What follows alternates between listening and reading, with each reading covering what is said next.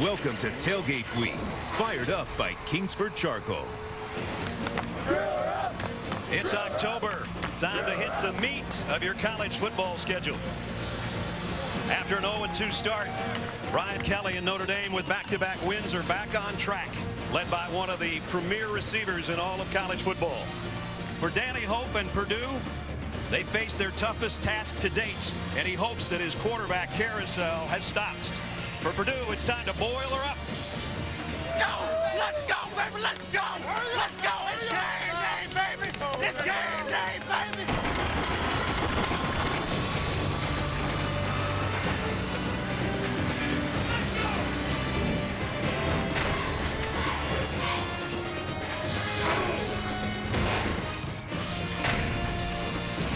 Welcome to ESPN's College Football Primetime, presented by Hampton Hotels.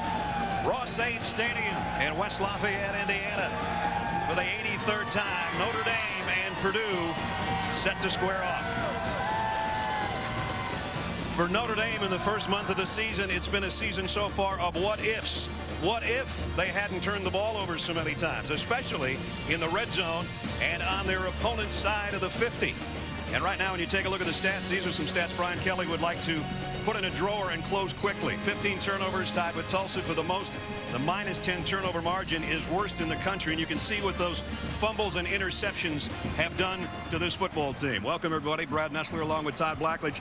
And, Ledge, you know, we talked to Brian Kelly earlier this week, and I said, Coach, if it wasn't for all the turnovers, would you be 4-0? He didn't really give us an answer, but it's a strong possibility, actually. Well, they may be 4-0 for sure. I think they'd be 3-1. They were right in both games they lost. They gained over 500 yards in both of them, but 5 turnovers in each is what did them in. Now, this is a talented football team, and they are good enough to win every game remaining on their schedule, but they've got to get the turnover thing fixed. And I think it starts with their quarterback, Tommy Rees. You know, he was responsible for 10 of the 15 turnovers. If they get that fixed, they've got talent. And the good news for Notre Dame is defensively, they've played very consistently, and they've been great in sudden change situations when their offense has turned it over. The defense has played well. And the other thing is the two teams they lost to are at least in the top 20. You can't say that for Purdue. They're 2-1, but they're very untested right now. Yeah, they played 3 games. The combined record of their 3 opponents, 1-8. The lone win being Rice's second win over this Purdue team. I think that they're a team that's going to be dangerous tonight, particularly if Notre Dame doesn't take care of the football. I like their quarterback, Caleb Turbush. I think he's got some moxie. He's got some physical ability, and they've had a week off, extra time to prepare for this Notre Dame team. All right, let's check in. Third member of our team down on the field is Holly Rowe. Holly? Well, guys, one thing Purdue's been able to do very well this season is run the football. They're averaging 258 yards per game, but they haven't faced a defense like they'll see tonight. The Irish have been stingy against the run. In fact, they've given up only 1 rushing touchdown all season, so they may have to rely on the arm of their quarterbacks. Caleb Turbush, as you said, Todd, has done a great job completing 63% of his passes in just his 4th game as a starter tonight.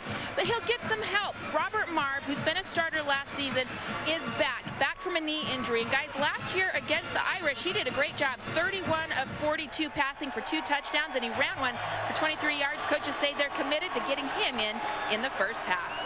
All right, Holly, you can tell by Holly's attire and the people behind her that it is football weather. It's about 50 degrees in West Lafayette. The Boilermakers take the field on their home turf.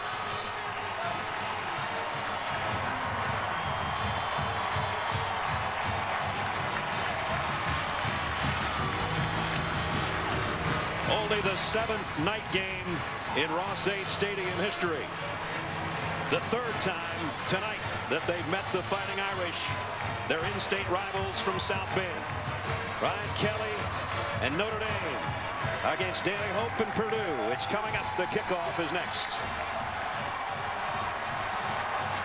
ESPN's College Football Primetime, brought to you by the 23 flavors of Dr. Pepper. Go to drpepper.com for your chance to get a piece of the $1 million tuition giveaway. Always one of a kind. And Bridgestone. For drivers who want to get the most out of their cars, it's Bridgestone or nothing. Now that looks good. Todd and I did a little tailgating at the end of the game at Clemson last week. It was fun. That's right. It was nice. Let the traffic clear out a little bit. Yep. 50 degrees, clear and cool. very windy yesterday, and a little bit of wind again here tonight. Mentioned only the 7th time there's been a night game at Ross-Ade Stadium. We did one a couple of years ago. That likewise was against Notre Dame. So October has hit, and we've got the winter gear out. Packed house at Ross-Ade Stadium tonight. Notre Dame won the toss and deferred. So Purdue will send O.J. Ross and T.J. Barbarette back deep. Kyle Brinza, the freshman, will tee it up for the Irish in their white jerseys and gold helmets. Purdue in all black with the gold helmets. They started this one back in 1896. Took a few years off along the way, but for the most part, these two teams face each other every year. Purdue at 2-1, and as Todd said, coming off a bye week. Did it help them or hurt them? We'll find out. And the Irish, after 2 heartbreaking losses to start the season, after beating Pittsburgh last week, have evened their record at 2-2. And here we go. 2 yards deep is O.J. Ross, and he'll bring it out across the 20 and put down at about the 24-yard line. That's where Purdue will work as we take a look at our impact players, brought to you by Chick-fil-A. Justin Siller, the leading receiver right now, but does not have a touchdown so far on the season. Robert Marve, Holly talked about him. We'll see both quarterbacks tonight, and so we put him in the impact area because he did have an excellent game last week. Kawan Short is their playmaker on the inside, one of the best nose tackles in the Big Ten. And here's Caleb Turbush. Off play action. Wants to throw deep down the middle, and it's intercepted. Picked off by Gary Gray. Gray going the other way, cartwheels his way to the 35-yard line, and just like that, one mistake and a big play by the Notre Dame defense. Well, Turbush really telegraphed where he wanted to go. They're trying to get a big play, and he threw into triple coverage, not double coverage. Watch Turbush as he looks back to the middle of the field. There's going to be 3 defenders right in the area, and Gray is the guy who comes up with the football. Going for Edison, number 13, but he was well covered. And a poor decision by Turbush to start the game. Well, that turnover ratio for Notre Dame just improved in one play as they're +1 in the first 14 seconds of the ball game. And a great spot to start. And on a sudden change, does Notre Dame go for something big here at the 35-yard line? Or do they start to warm their offense up with Sierra Wood in the backfield? They have single coverage on Michael Floyd. Here's Reese. Streaking down, intended. Sierra Wood pulled up, and it's incomplete. Tommy Reese, the sophomore, 12 of 14 in the fourth quarter in that victory over Pittsburgh, and he really used Eifert as tight end for a lot of that. Well, and I think that's what Brian Kelly sees in him is his moxie, his ability to shake off mistakes and play well when the game counts. 6-1 as a starting quarterback. Second down at 10, play action for Reese. He loads it, and he goes deep down the middle. Floyd, touchdown, just like that. That's an impact player for you. 35-yard strike to Michael Floyd. Now, Michael Floyd is as good as anybody playing this position in college football. I mean, he is big, he's strong, he's fast, and anytime you get him in single coverage, you got to give him a chance to make the play. There's no safety help. That's one-on-one against Ricardo Allen.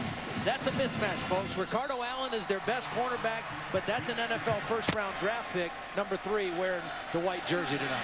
10-second drive following the interception. David Ruffer in for the point after. Talk about a stunned silence at Ross-Ade Stadium, with the exception of the Notre Dame fans who are making some noise down in the end zone. We said he's an impact player, one of the best in the country. Well, he just proved it. As Tommy Reese hooks up Michael Floyd, his 3rd touchdown catch of the year, and it's 7-0 Irish.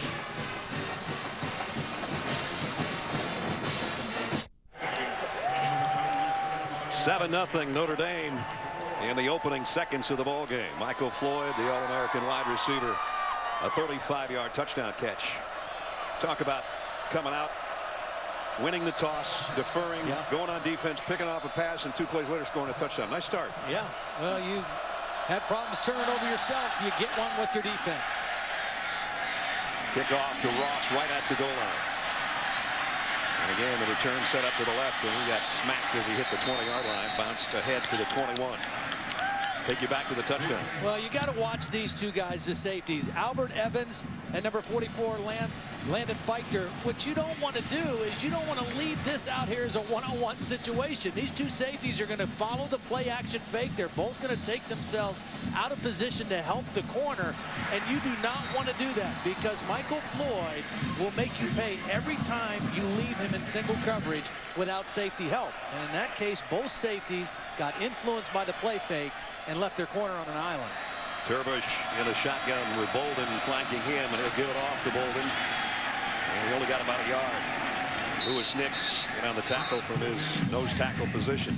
Purdue has run the ball very well so far through 3 games, but again, the competition is a little sketchy, but they come in averaging over 250 yards on the ground. Well, this is a full-grown defense they're playing against today. And the thing that stands out to me about Notre Dame's defense on film is they are rugged. They're physical up front. They're rugged. They may not be a defense that flies side to side as fast as some, but they're excellent tacklers in space. Purdue with a 2nd down and 8. And Turbush, let's see how he does on his 2nd throw. Much better. Complete and a 1st down. That's the guy he aimed the first pass to Edison, a pickup of 19. So you have to respect the running ability of Turbush. He's already proven that he can run the football. He's a strong guy, and that time they showed option down the line, and you have to respect that, and then he raised up and threw the football. He's 6'5" and close to 230. Handoff this time to Edison. He's one of the guys you said kind of popped out at you when you're watching film.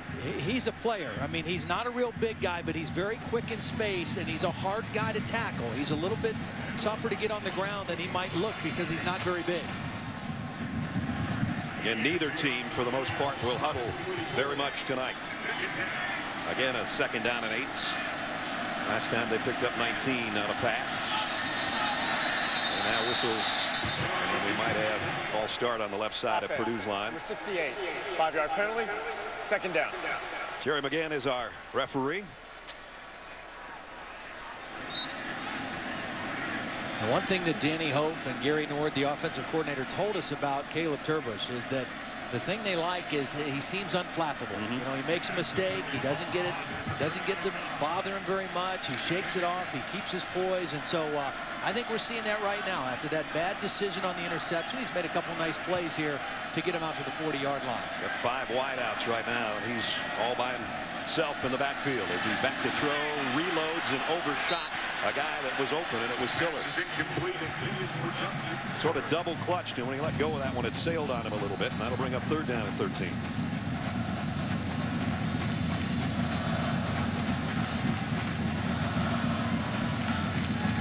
Turbush out of Metamora, Illinois, near Peoria. He's had kind of a strange career here at Purdue. Last year was academically ineligible. He's re-hit the books, and as Holly said, really was a 3rd-string quarterback back in mid-August, and here he is, the starter against Notre Dame. And deep left sideline, he throws a strike, but it's incomplete. Well, they're calling it a catch. Call it a catch. I thought it came out. Gary Bush got a penalty marker down in the backfield too. I think it's holding coming back anyway. 10-yard penalty, 3rd down. So doesn't matter down at the 33-yard line whether it was a catch or not.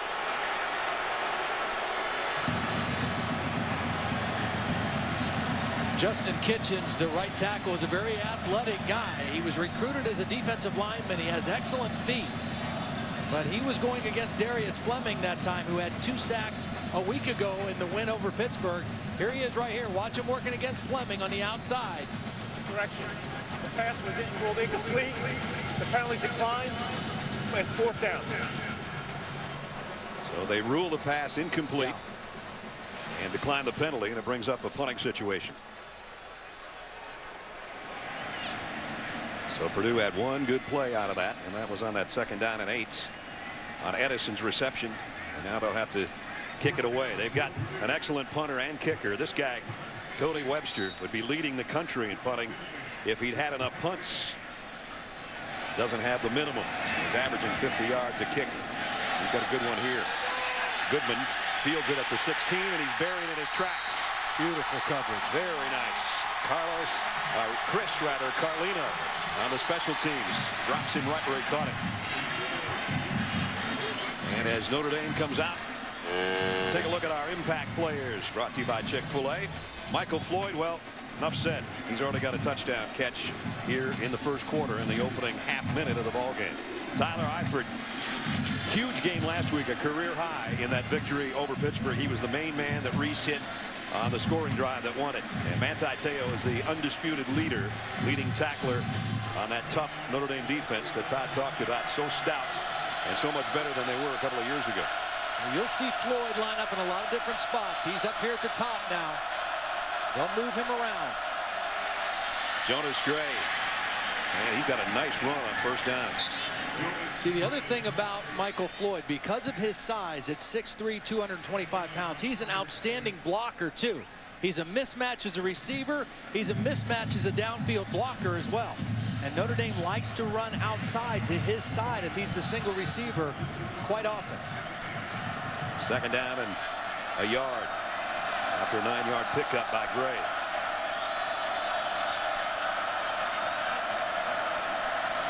We'll try him again. He's got a big opening off the left side. Gray running over tacklers out to the 40. A pickup of 18 more. Notre Dame has a pair of backs that are both very talented. We're seeing Jonas Gray right now. He's the bigger of the two backs, 230 pounds, but he's got speed as well. He had a 79-yard touchdown run against Pitt last week, and he shows a little burst here as he gets past the first line of defense. Big physical guy out in the open field. So Notre Dame works it out to their own 40. Purdue showing possible blitz off the edge. Tommy Rees takes his time. They will bring the man off the edge, but Reese is coming the other way with it, and he throws a strike to T.J. Jones this time. Pickup of 7 more. That one in front of Josh Johnson, the cornerback.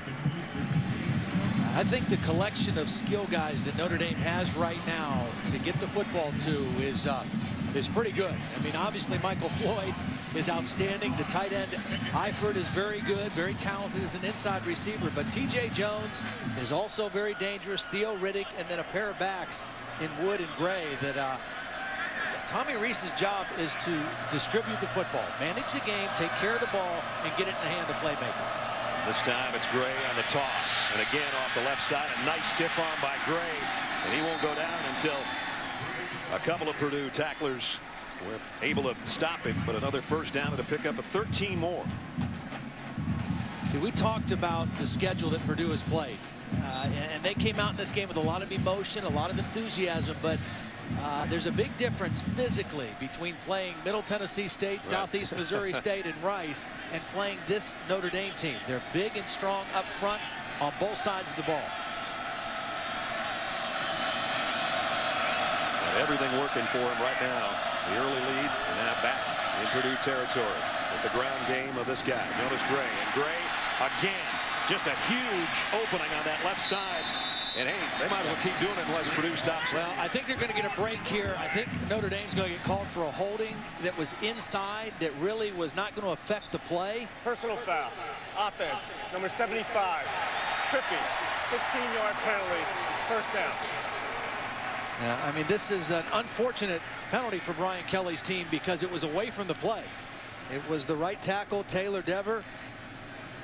Here he is right here. The play's going the opposite side, and he's, you know, hard to see it from there. About 10 yards away from the ball carrier. Yeah. So that backs him up near midfield again. Again, penalties have been as big a problem as the turnovers for Brian Kelly and Notre Dame. Purdue caught a real break there because they were totally outflanked on their defense. They had no leverage on the outside that play. Sierra Wood now in at tailback for the Irish. Reese, plenty of time in the pocket across the middle to Floyd. Floyd runs over his own man who's trying to throw a block. Theo Riddick kind of puts his hands up like, dude, you ran me over. He's done that to a lot of people. Pickup of 13. See, we saw him as the single receiver away from trips for the first couple plays. Now this time he's in the middle of trip receivers and he's the underneath route. And he gets separation right away from Ricardo Allen. You put him next to receivers, it's hard to double and it's hard to get right up in his face and play when he's in a slot like that. 7th play of the drive for Notre Dame, and 2nd down and 7. Purdue almost jumps offside. Sierra Wood resets to Tommy Rees left. Rees wants to throw the screen. Wood, first down and more. Still on his feet inside the 20. Pickup of 24, number 20. Well, they can pretty much do whatever they want right now. Yeah. You know, they can run the football. They can throw it to Floyd. They can give it to the backs. That was a little screen, and Tommy Rees did a nice job of just buying a little extra time, extending the play just long enough to get an open throwing lane to Wood. 4 out of 5 so far for Tommy Rees here in the first quarter. Looking for more. Flares it out to Floyd with a blocker in front. Floyd close to a first down. Zach Martin got out there, the left tackle, to help him lead the way for a pickup of 11. Well, Brian Kelly told us he's got to touch the ball at least a dozen times. Well, that's 3, I think, right? So far in the game.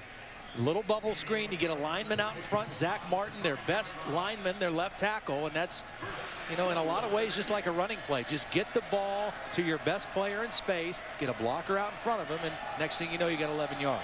So it's 1st and goal at the 5 for the Irish. Blitz coming. Handoffs inside, and the blitz pays off. As helping out on the tackle was the guy that came in with the extra pressure and a loss of a yard. There's Ricardo Allen coming off the corner, and he helps out on the tackle. This is where Purdue has to be careful and know exactly where Tyler Eifert is, because he was the guy last week. 8 catches, a career game, and in the game-winning drive, or the go-ahead drive, he had 4 catches, including the touchdown and the 2-point conversion. Number 80 is a big target this part of the field. He's in the slot to the left, and Michael Floyd is wide that way. Those are the 2 big guns for Tommy Rees. He's looking that way, and he lofts it for Floyd, overshot him. Ricardo Allen had a hand in there, but that one was too deep in the corner. Notre Dame in the red zone, brought to you by Verizon. You'll see that they've obviously had troubles. For the most part, it's with turnovers. 5 turnovers, and only 8 scores in 15 possessions. That's 4th from last in the country. 3rd down and goal. So here's Floyd here. Here's Eifert. And False start. Offense. Number 66. 5-yard penalty. 3rd down. Chris Watts, the left guard, with a false start. And Notre Dame's making it hard on themselves right now. They had it at the 5-yard line. And now they got a 3rd and goal. They got a lot of room to work, at least.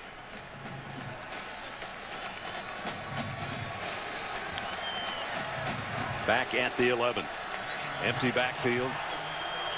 Tommy Rees with 5 receivers at his disposal.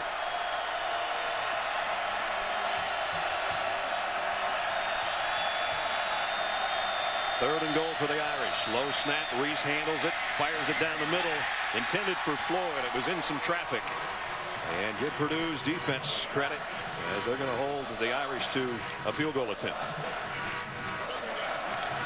Well, I thought this was a good choice, because this is a middle linebacker, Dwayne Beckford, number 3, who's lined up over top of Floyd. I'll take that chance, but they were able to drop a defensive end, Gerald Gooden, number 2, in to give double coverage, and that's why Rees didn't have anywhere to go with the football. David Ruffer almost never misses.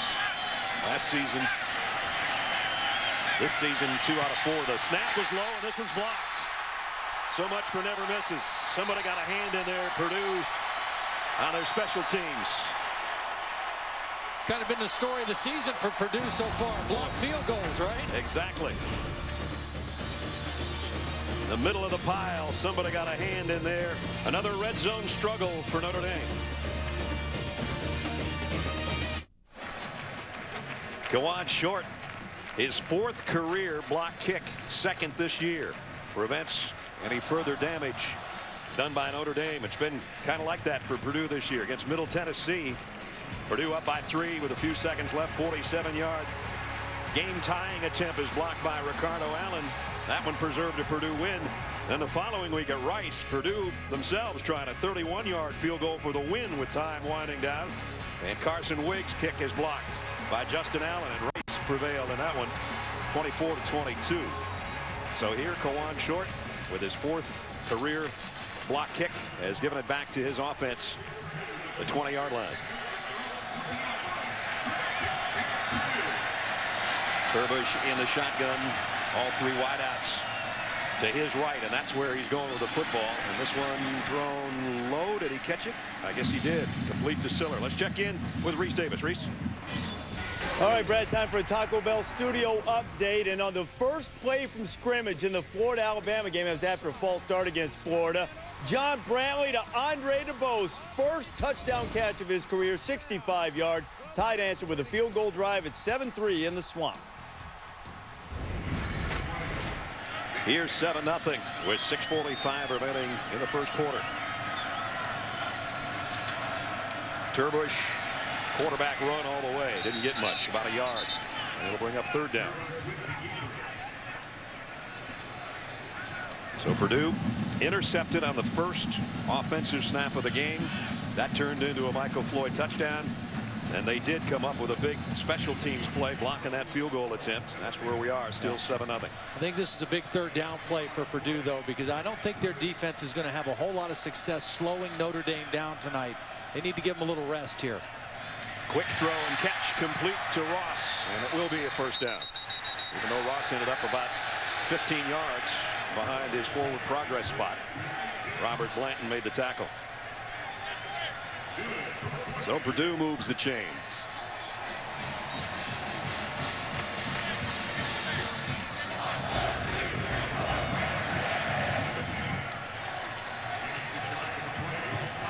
Turbush up and down the line, and now will camp out under center. In trouble, and down he goes. First sack of the night for Notre Dame. Yeah, Manti Te'o came on an outside blitz. He lined up inside in his normal inside linebacker position. Then he looped around and came unblocked. Watch him loop to the outside. Nobody picks him up. And he has a clean shot at the quarterback. And Darius Fleming on the opposite side was also there. Manti's 3rd sack of the year. So far, the Notre Dame impact players we told you about have made an impact. Michael Floyd and now Te'o with the sack. 2nd down at 16. Here's a pitch. Bolden trying to get to the edge, and Bolden only a couple of yards before he's run out of bounds by Shimbo. So another 3rd and long situation that Purdue finds itself in here at the 5-minute mark. And this is a kind of play where a young quarterback has to be smart. You'd love to get this 3rd down conversion and keep the drive going, keep your defense resting on the sidelines, but not a high percentage situation, 3rd and long against a pretty solid defense. So if it's not there, run it, take the underneath throw. It's not a problem to have to punt the football. Robert Marr there on the sideline. We know we'll see him at some point at quarterback tonight. Right now it's Turbush, though, with a quick throw on the slant to Siller. And Siller, who came in as a leading receiver for Purdue, gets 7 yards. And now we got flags at the end of the play. And the officials try to break things up. Seems to be intensifying instead of cooling off. And we'll see if it's offsetting penalties or if somebody's going to pay a price here.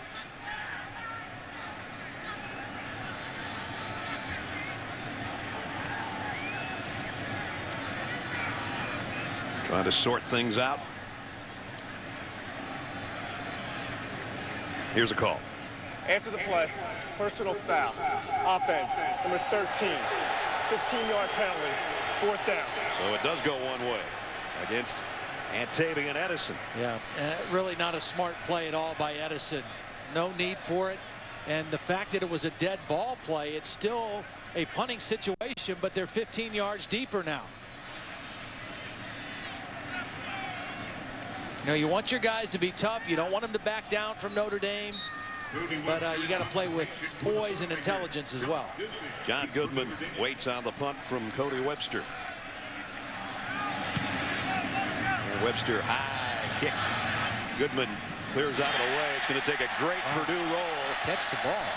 I don't know if did he lose it in the lights or something. He just kind of ran away from it. At any rate, it's a big time kick for Webster. 59-yard punt. Notre Dame with a touchdown lead on offense when we come back. ESPN's College Football Primetime is presented by Hampton Hotels. At Hampton, we love having you here. And in part by Northwestern Mutual, the power to predict your own financial future. Learn more at northwesternmutual.com. Todd, you were right in the thick of the Breakfast Club this morning, weren't you? Yeah, that was, I have to honestly say, I don't think I've ever seen anything quite like that. I was there for breakfast, not part of the Breakfast Club. Yeah, okay. I'm going to make that clear. Sierra Wood, nice move to cut outside, and that left side has been where Notre Dame has really been racking up the yardage on the ground. Penalty markers at the end of the play. We're going to have another personal foul on Purdue. Well, first of all, it's not good fundamental defense by Purdue. They're giving up the edge. You can't let a back just turn the corner on your defense. You've got to turn him back in. If you're the edge defender, whether it's a cornerback, a defensive end, a linebacker, you have to turn him in to where other defenders are. And there's the late hit at the end of the play by the middle linebacker, Beckford. And another free 15 for Notre Dame. And this is a place where I would say take a shot. Take a shot. You know, if they've got Michael Floyd single coverage, I'd look there first. They're in Purdue territory again after the penalty at the 48-yard line. Wood tried the same play. This time he trips himself up, but he still picked up about 4. Let's check in, get an update with Reese.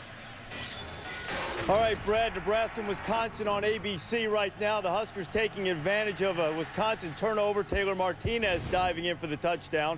Nebraska has a 7-0 lead, under 6 minutes to go. Florida has just scored again. Andre DeBose catching his second touchdown pass. They are reviewing it. Gators up 13-3 on Alabama. It's more plays than Alabama's given up in the first month of the season defensively. Reese throws complete. Michael Floyd just put those big hands out there and snatch that thing. It's going to be short of a first down. In front of Ricardo Allen, who has got his hands full tonight.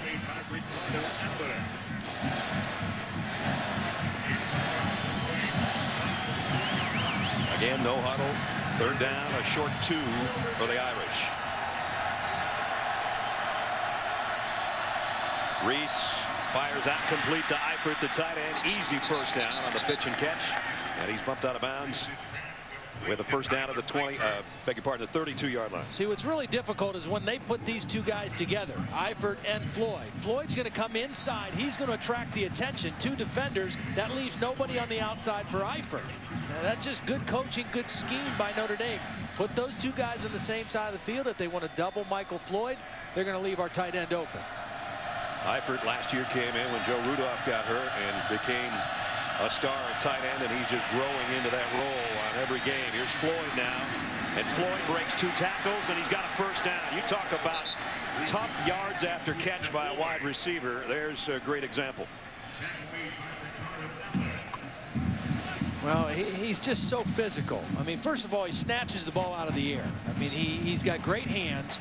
And then when he turns upfield, I mean, he's a big man. He's as big as a lot of tight ends in college football, turning upfield against defensive backs who are much smaller than he is. Todd, he's got 5 already for 75 yards here in the first quarter, including a touchdown. Reese fires near side and too far in front of Robbie Toma, incomplete. Don't forget Sunday NFL Countdown. 3 hours, the best in the business.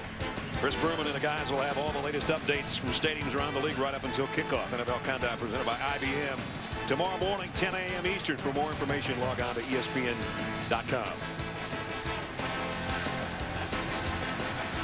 A second down for the Irish. They lead by a touchdown. They've had a field goal blocked, or it would have been a 10-0 score at this point. Draw play to Wood. Sierra Wood, nice move in the middle of the field to get close to the first down. I like how Notre Dame runs this draw play. I mean, it requires some work and timing on the execution because they show pass for a long time. Watch Tommy Rees go behind the back and then give the ball back to him. I mean, he really shows pass, takes his time, and kind of blindly then reaches back to the back. Rees, quarterback sneak, time, first down.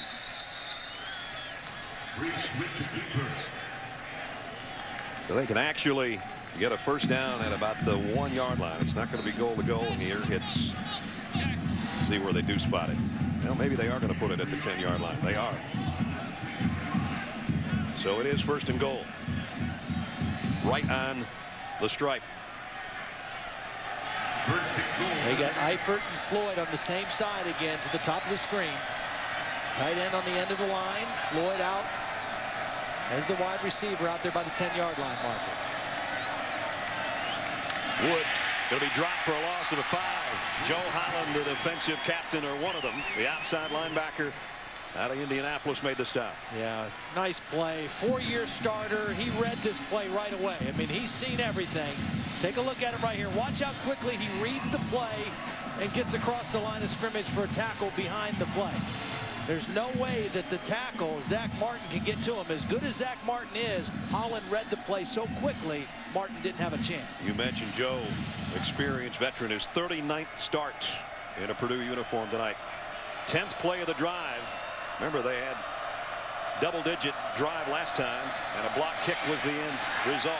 This time they go to Floyd in the corner, and it's broken up. Albert Evans played it nicely. Well, Purdue took a chance there, and they got away with it. They went with a corner blitz, the corner that was lined up over Michael Floyd. That left a safety, Albert Evans, on Michael Floyd. Here's the blitz coming from the corner. That's going to leave Evans, the safety, on Michael Floyd, and he's able to get in there and make a play on the football. That's kind of risky doing that, sending the guy right over top of Michael Floyd. Now flags on the field. We might have an illegal substitution. I'm not sure what we've got going on. Flags all over the place. Both teams were changing personnel on the fly.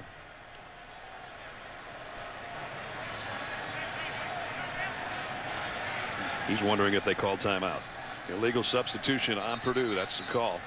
And I don't know if Jerry McGinn is having trouble with his microphone or not, but at any rate, that is the call against the Boilermakers. I think they broke the huddle with 12 guys. I think they had too many guys when they came out of the huddle, and that's why they got the penalty. That's the 4th penalty against Purdue in the first quarter. So 3rd and goal, back where it started at the 10-yard line. And now Notre Dame's going to take a timeout. They don't want to waste an opportunity here. Both teams a little bit confused with 17 seconds remaining in the quarter. That's Gary Emanuel, the defensive coordinator. Danny Hope, the head coach. Michael Floyd's been the star through the first quarter so far. Well, you know, last week against Pittsburgh, only 4 catches for 27 yards. His worst number since his freshman year, and you could tell he was ready for a breakout game, and Brian Kelly was ready to get him the football. And he is not disappointed. Get him the ball short, get him the ball deep, get it in his hands, and let him make something happen. There have been a lot of great receivers over the years at Notre Dame, including Golden Tate, Tim Brown, who's working the 3D telecast a couple booths down from us. But this guy's the all-time leader. 211 for over 3,000 and 31 scores. At 31st was earlier in this quarter. He's just such a physical matchup problem for cornerbacks. I mean, he's so big. There's Tim. Yeah, there's Tim. He's not wearing sunglasses. No, he's got the 3D glasses working there. And when he calls a game on 3D, he just watches that monitor, and he loves that vantage point. Here's Floyd in motion out of the Notre Dame backfield to the top of your screen on 3rd and goal. They look that way. Rees waits, now fires for Eifert, and it's incomplete. And again, Albert Evans, the safety, made a couple of plays to prevent any further scores by the Irish on that drive. Well, the right decision, just not able to get the throw down by Tommy Rees. A penalty marker on the play.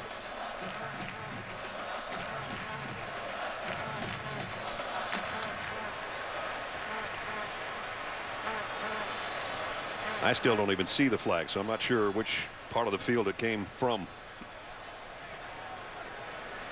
The officials are trying to sort it out too.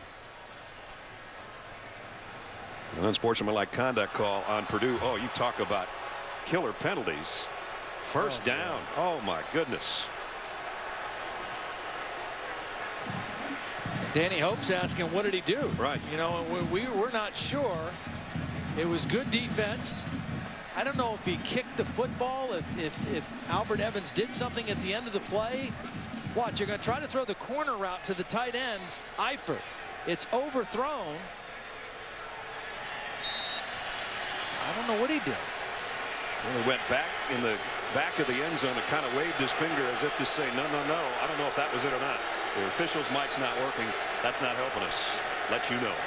First and goal at any rate. Reese to the corner in the back of the end zone. Floyd. That's going to be a penalty on Johnson. Actually, I don't think the penalty was on the intended receiver. I think it was going to be on the tight end.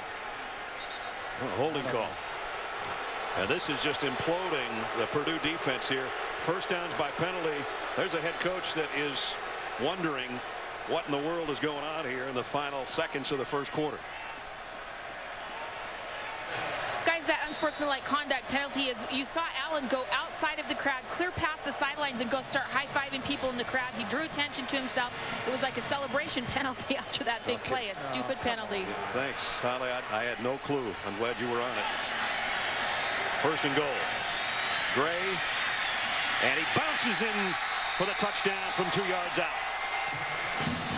The Notre Dame big back used that big body and 230 pounds to bull his way into the end zone.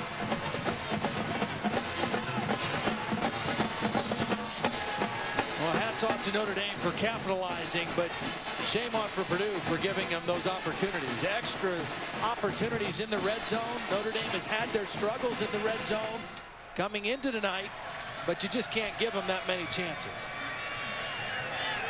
And now Rucker in for the point after. 12-play, 82-yard drive. And over 4 minutes, but a lot of the drive helped by Boilermaker miscues and penalties. Gray with a 2-yard scoring romp. His second touchdown of the year. And now, late in the first quarter, Notre Dame by 14.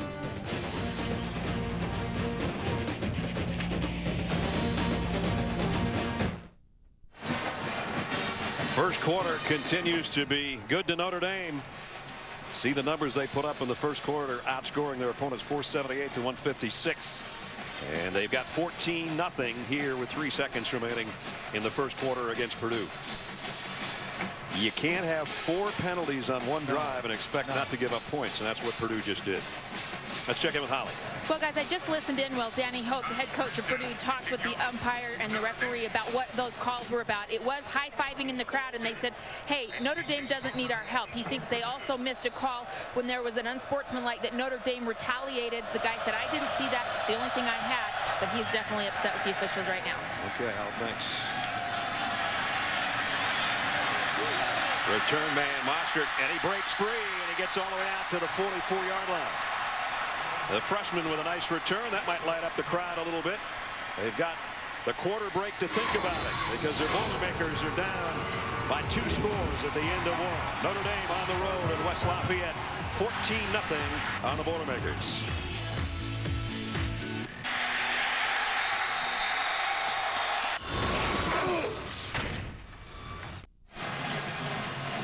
A quarter that Purdue would just as soon forget, I'm sure. In their first quarter, a turnover, no rushing yards, 6 penalties, an interception on the first offensive play, and then Michael Floyd has been chewing them up for a quarter. They did block a field goal. That helped their cause a little bit. But it's 14-0 as we start the second quarter. An excellent field position here on this possession thanks to the kickoff return. That of Raheem Mostert, the freshman. Well, they still don't have any rushing yards. In fact, they're going the wrong way. Right now, we're going to Reese Davis. All right, Brad, on ABC, Nebraska and Wisconsin. Russell Wilson getting heat and escaping the heat. Well, this is a dimension the Badgers haven't had in a while. Russell Wilson would pick up the first down. It would set up a Monty Ball touchdown run. Ball would power in behind that big offensive line, which, by the way, is bigger than the Packers' offensive line. 7-7, Nebraska and Wisconsin tied. Bigger than the Packers. Badgers usually are bigger than the Packers, size-wise. Incomplete pass on 2nd and 15. And so 3rd down and a mile for Caleb Turbush. And Robert Marve has been warming up. Tell you what, there's a couple impressive freshmen on this Notre Dame defense that are getting some playing time. We've seen Aaron Lynch as a defensive end. That time, Ishaq Williams, a freshman linebacker out of Brooklyn, New York, was in fast pursuit on the backside. 3rd time tonight, Purdue, 3rd and 14 or longer. Hard to make a living doing that. Empty backfield. Look at the Notre Dame defense. Everybody standing up. They just bring 3 on the rush. Pass is complete. And it's going to be well short of a 1st down to Akeem Shavers as Manti Te'o makes the tackle. And that good field position that Todd was talking about just evaporated. Well, the loss of yardage on the running play on 1st down just set them off schedule. It was, you know, you want to gain at least a win of 4 yards on 1st down, put yourself ahead of the chains, and Notre Dame knocked them back on 1st down. Carson Wiggs, who's the place kicker and the punter at times when they try to knock one down inside the 10-yard line. This one's not going to get that far, though. Got to the 15 to Goodman, where Notre Dame will have it on offense. 13:40 till halftime. Tommy Rees and the Irish on offense when we come back. ESPN's Monday Night Football. Dwight Freeney and the Colts defense will try to slow down Josh Freeman and the Buccaneers. 8:30 Eastern. Also available live on Watch ESPN. Coverage starts 7 o'clock Eastern with Monday Night Countdown served by Applebee's. Look at all the Purdue quarterbacks starting this week. Drew Brees with the Saints, Kyle Orton with the Broncos, and yes, Curtis Painter will start for the Colts. Most starting quarterbacks from one school this week. Of course, Purdue has had a long line of great quarterbacks that started way back with Lenny Dawson. Let's check in with Reese. All right, Brad, time for a Sports Center right now, presented by Discover Card. Arkansas was down 35-17 at the half. They rallied to win 42-38 over Texas A&M. Jarius Wright's going to get a helmet sticker tonight. 13 catches, 281 yards, second best performance in SEC history in terms of receiving yards. Kansas State knocked off Robert Griffin and Baylor. SMU won the skillet by beating TCU. Sports Center after the game, then college football final. Great catch by Floyd. Did the ball come out at the end? Well, I think they're saying it did come out, but he was able to cover it. Now, we've already used this term a couple times. I've used it once and you used it once. Snatch. Watch the hands on number 3. Oh, man. Yeah, that was definitely a catch, and it did come out. It was knocked out by Ricardo Allen, but Michael Floyd was able to recover it. Don't think I'd want to get in an arm wrestling match with Michael Floyd. We're going to take a look at this to make sure that he had possession of the catch.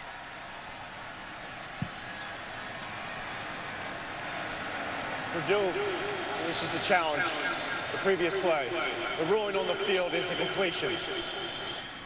So Purdue challenging whether Michael Floyd indeed caught that football. The ruling on the field was a catch. We'll see if everybody upstairs agrees after this timeout.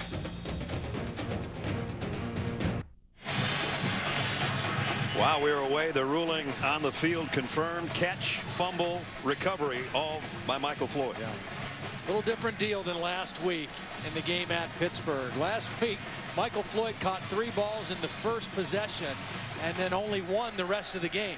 4 catches, 27 yards. Tonight, Tommy Rees has thrown the ball 15 times. 9 times he's thrown in the direction of Michael Floyd, and 6 times they've connected already tonight. Including the opening touchdown just 2 plays into the first offensive possession for the Irish. 1st and 10 at the 32-yard line. Sierra Wood in the backfield with Reese. He throws across the middle to Floyd again on the run. Another 1st down. 12 more yards for number 3. Now this just looks like a man playing against boys right now with Michael Floyd. Yeah, I mean, until they find some way, Purdue, to slow him down, I would just keep looking at it. Reese throws on the run to the far side, incomplete. intended for TJ Jones. Josh Johnson does a nice job out there on the corner. Yeah, good anticipation by Johnson. Good break on the football, got his hand in there and knocked it away. Reese 10 out of 17 for a touchdown. No interceptions. The only real mistake was the blocked field goal.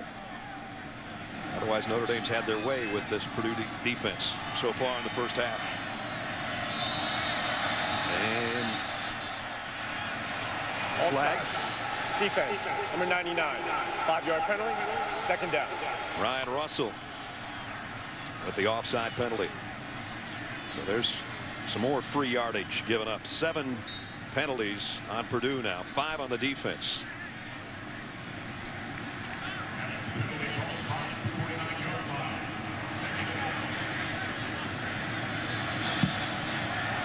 So second down at 5. And Reese will get under center one of the few times tonight. Play action. Sets. Goes deep. Floyd's out there, just overshot him. Ricardo Allen and Albert Evans were back there, but Floyd had a step. And now he's going to come out of the ball game for one of the rare times tonight and get himself a breather. Well, he had a step on Allen. Allen took a peek back to the backfield, and he had a step on him, and the safety got nosy on the play action again as well, and he was not in position to help. Reese just overthrew him. Did he grab his hamstring a little bit? Not sure. At the end of the play, looked like he might have. At any rate, he's out of there. Goodman's in his spot. Third down at 5. Quick throw to Goodman is good, and it's a first down.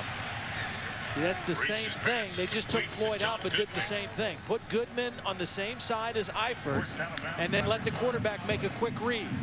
You know, whichever one they give you, make the quick throw. Take out Floyd for one play to get a sip of water and to catch his breath, and Goodman comes in, gets first down, and Floyd comes right back in. At the 43-yard line, Notre Dame first down. 12-minute mark here of the second quarter, leading by 2 touchdowns. Reese, plenty of time to throw again. Wide open is Floyd. Puts his head down and goes for about 14 more yards. He might end up with 20 catches tonight. Well, I mean, this is such a tough ask for a cornerback. Ricardo Allen doesn't want to get beat deep. He's given ground. He slips and falls. And then you got to get up and make the tackle on a bigger guy. I mean, that's, you know, there's just there's no break with Michael Floyd. First half numbers, 8 for 113 and a touchdown. And a first down at the 29 of the Boilermakers.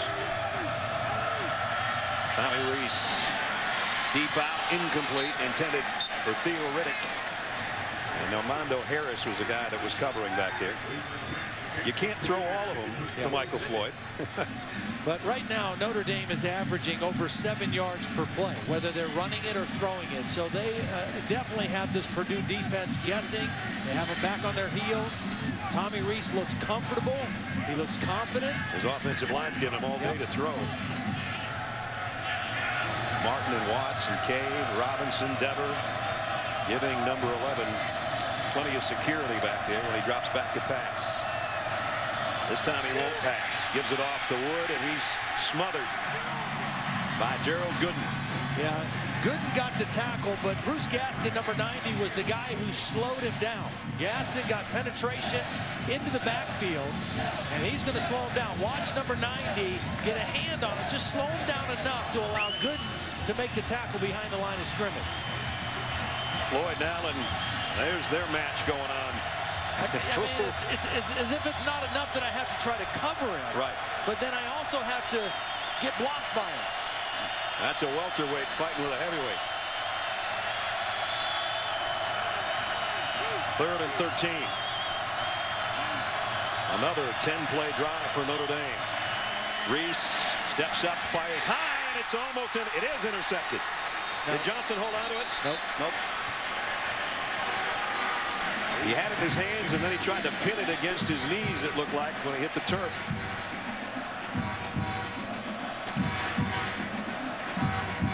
And indeed, one hopped it.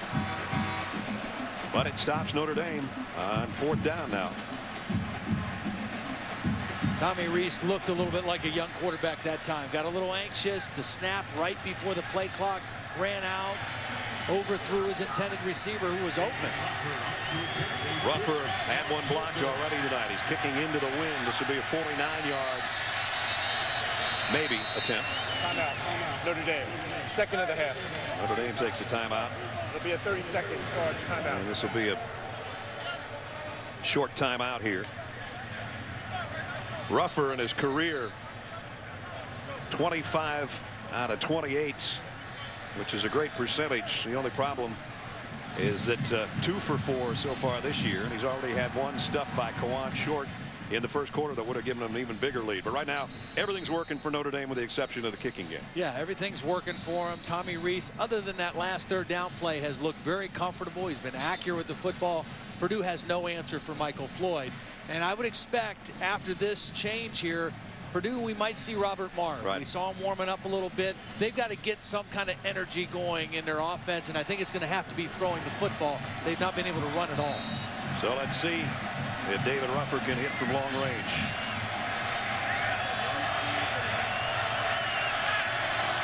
From 49 yards out.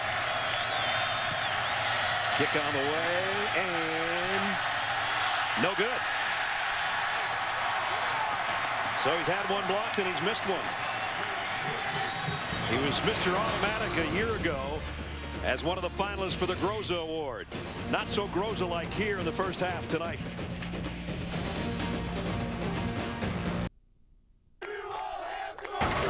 ESPN's College Football Primetime, brought to you by Bud Light. It's the sure sign of a good time. Here we go. And Chevrolet and their award-winning cars, trucks, and crossovers. Todd and I drove by that yesterday. You got to have the straw bales down there, and then you got some posts behind there. Otherwise, you end up right in the middle of the road. And it wasn't really a warm day. No, it wasn't. Purdue not having a good half on a cool night.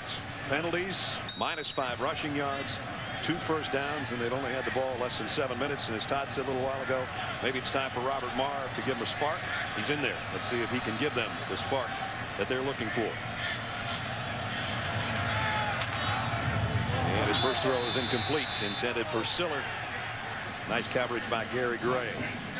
Marv started his career at Miami, transferred last year, had a pretty good game, career highs anyway, in the matchup with Notre Dame. Went 31 on a 42 for 220 yards, and he rushed for a touchdown. And here he is, as we expected to see him in the first half. That doesn't mean Turbush is done. So the second pass is batted down. Not a good start for Robert Marr. Let's check in with Reese again. Brad, Alabama and Florida. We told you earlier Gators had scored a second touchdown, took it off the board, called it incomplete. After the Tide had tied it at 10, Courtney Upshaw picks off John Brantley on a 3rd and 18, takes it back to the house. Alabama has gained the lead in the Swamp. They're up 17-10 early in the second quarter. Here 14-0 Notre Dame.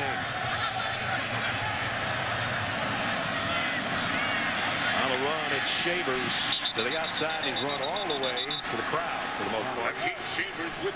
Well, they tried to fool Notre Dame. They put Siller back in at quarterback and kind of ran a little sweep with an option read off of for the quarterback, and Notre Dame was having none of it.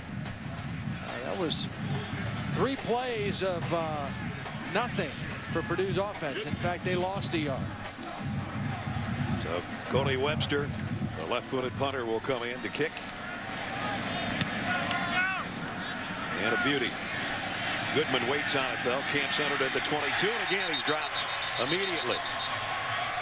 Well, the punt coverage has been a bright spot, if nothing else, for Purdue tonight. Right now, let's take a look at our Taste of the Town this week with my partner, brought to you by Expedia. Todd? Triple X is a brand of root beer that's been around since the 1900s. It also is the name of the first and oldest drive-in restaurant in the state of Indiana.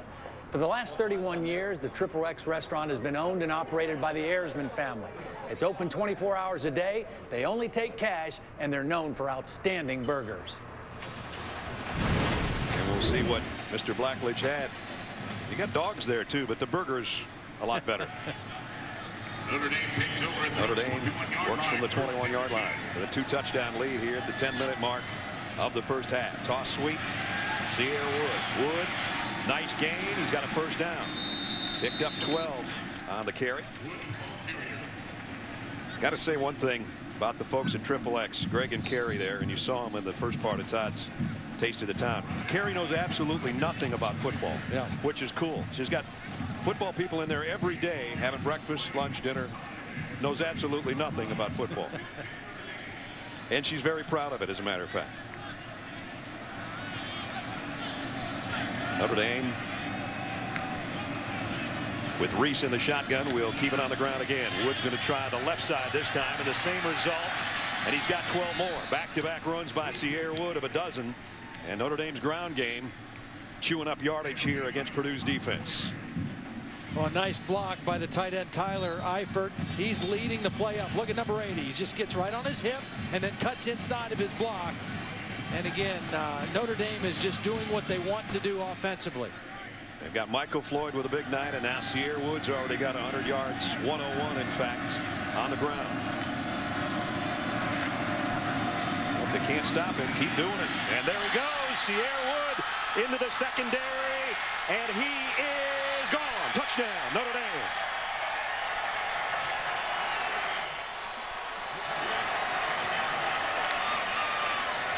"55-yard career-long rush." And a stunned crowd here at Ross-Ade as Notre Dame goes up 20-0. Well, Purdue knew they were having trouble stopping the run, so they went with a safety blitz. That meant there was nobody home in the back end of the defense. And once Cierre Wood got to the second level, there was nobody who was going to catch him. That drive almost all Cierre Wood. 3 plays, 79 yards in just a minute. And Rufford's extra point is up and perfect. 21-0 Notre Dame. You're going to see the safety in a kind of a desperate move. Gary Emanuel wanted to bring a safety blitz to slow down the run. So this safety is going to come in on the rush, and he's going to open up the back end of the defense. The other safety came up, took a bad angle. Luke Feichter, number 44, took a bad angle to the football. Did not make the tackle. He was unblocked. The other safety was coming on a blitz. And once he got in the second level, Cierre Wood able to take it all the way. That was a Cierre Wood drive.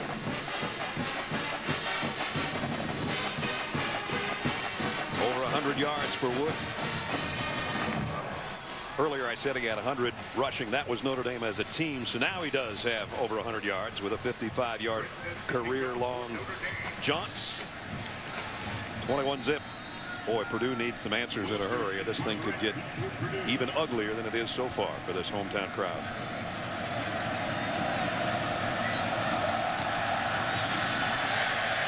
Here's the kick. Going down to the 5. The Mostert. And the freshman gets across the 20, and that's about it. 9 minutes remaining in the half. Well, we talked about Todd's Taste of the Town at XXX. Let's see what he had to eat.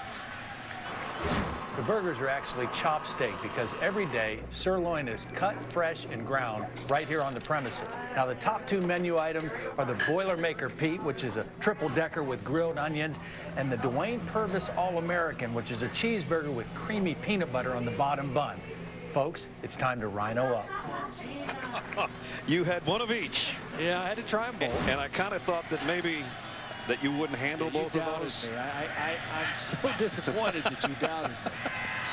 Here's Marv rolling out the throw and fires. This one is complete. Pickup of about 5. Now I went with the Duane Purvis. Yeah.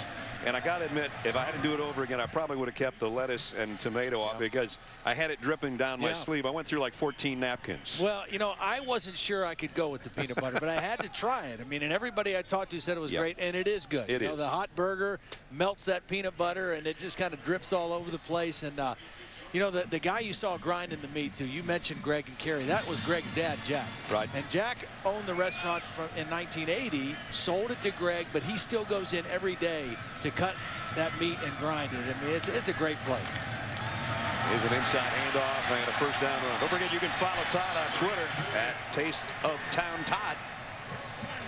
I don't know how many of our crew is in Triple X over the course of 3 days, but a lot of them were. Between breakfast and lunch, we spent some time in the Triple X. We did damage in there. So first down, 8-minute mark. Purdue trying to get something going, at least another first down. 17-3 Notre Dame with the edge in that department. But Robert Marvin at quarterback, the senior transfer out of Tampa.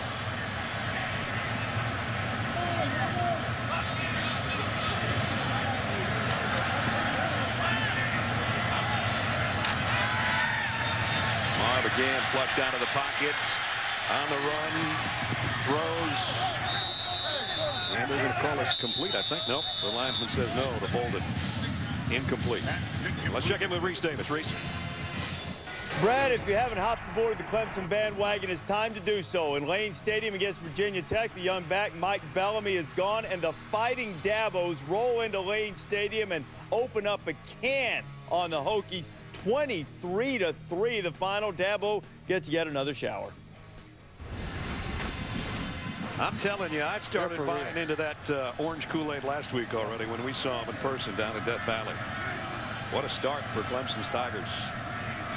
Here, not a good start for Purdue. It's been all Notre Dame. Bolden, his best run of the night. Gary Gray made the stop.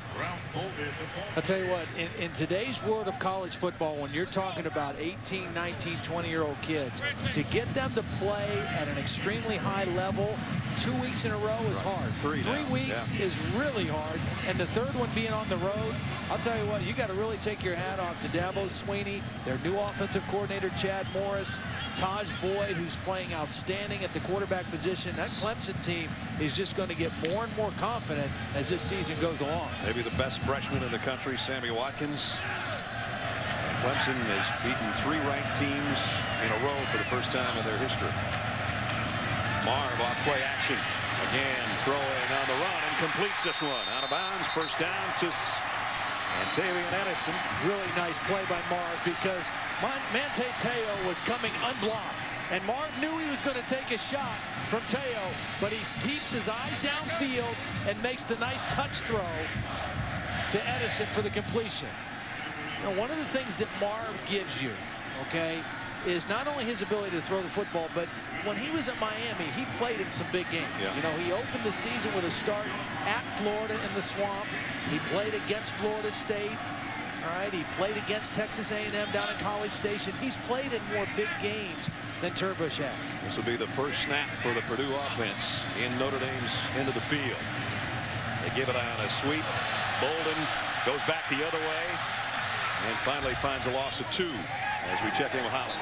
Well, guys, Robert Marv, as we see a flag flown there, has played in a lot of games last season until he tore his ACL September 25th. He sat out all of the year, and then this year they thought he'd be ready to go. Personal foul. Defense, number 19. 15-yard penalty, automatic, first down. As you see the first down there. But he couldn't. You know, he had the ACL surgery repaired on his right leg, but his left knee, where they took a donor tendon from, has been swelling after practice and games. So they have been really babying that knee. He did play 2 weeks ago in his first action of the season, and guys, he looks pretty fresh out there. And I have to tell you, I've liked his demeanor over on the sideline. He's in there, he's talking to guys. He's a really cocky guy on the sideline, and I mean that in a good way.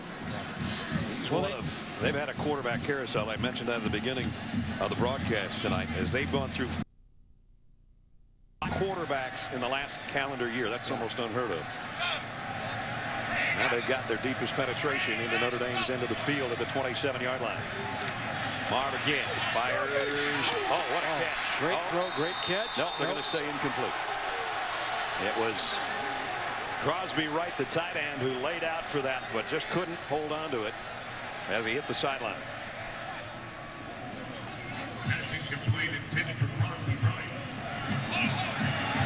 Awfully close. Wow. Awfully close to a face mask penalty as well on Robert Blanton. Field judge is right on top of it. So second down at 10. Shavers is a single setback behind Robert Marv. They're going to throw, double pass. Here it comes. Man's open. Incomplete. Intended for Shavers. Just couldn't get the ball outside enough. You know, that it was open, if he can keep this ball outside the numbers, it's a touchdown for Purdue. Tommy Thomas, the guy that was throwing the ball. You're going to see this is a lateral pass number 1.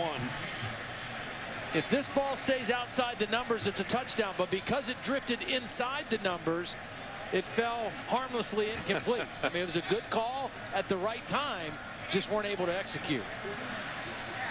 Not one of your prettier passes of the night. So now 3rd down and 10. It's a big play here. Notre Dame showing a possible blitz. 5th time tonight for Purdue. 3rd down and 10 or longer. And Robert Marve says, let's get a timeout. We need this conversion. We'll take the timeout as well with 5:22 till halftime.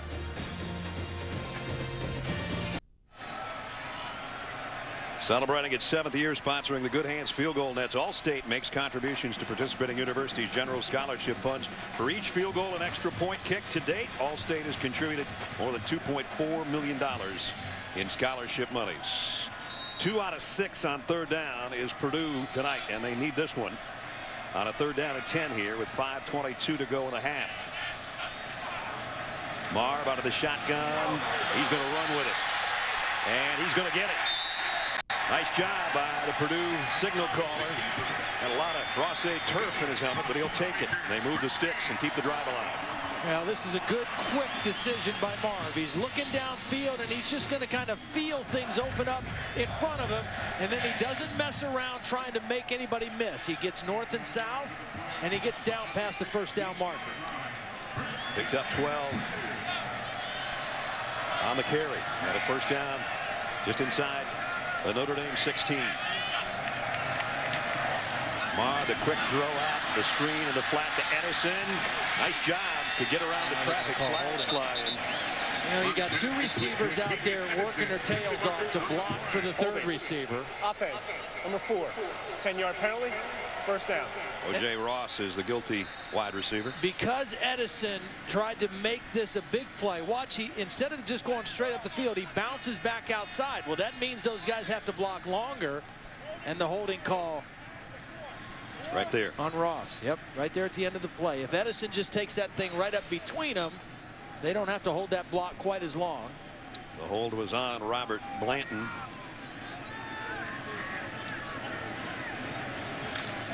And that is the 9th penalty of the night, 8th penalty of the night against Purdue. Edison and Bolden both in the backfield. It's Edison gets a call straight up the middle with a run. And normally a wide receiver, but he's Mr. Do Everything. And he's got a nice gain on the play. He is a scrappy football player. He's listed as 5'11", 175 pounds. So you wouldn't expect a guy like that to run very tough in between the tackles. But he's a tough guy. He's hard to tackle in space. He has a little make you miss kind of ability, but he also shows toughness running inside. Trio of receivers. Trick play. Tight ends uncovered right here. That's an eligible receiver. Marve over the middle. Could have been a touchdown. We saw Clemson run the same play last week. They come out of the huddle quick. They send a lineman out. And then this guy on the end of the line is a receiver. He's an eligible receiver. Notre Dame didn't cover him, but Marve not able to make the accurate throw. Threw it behind him, so it's 3rd down and 5.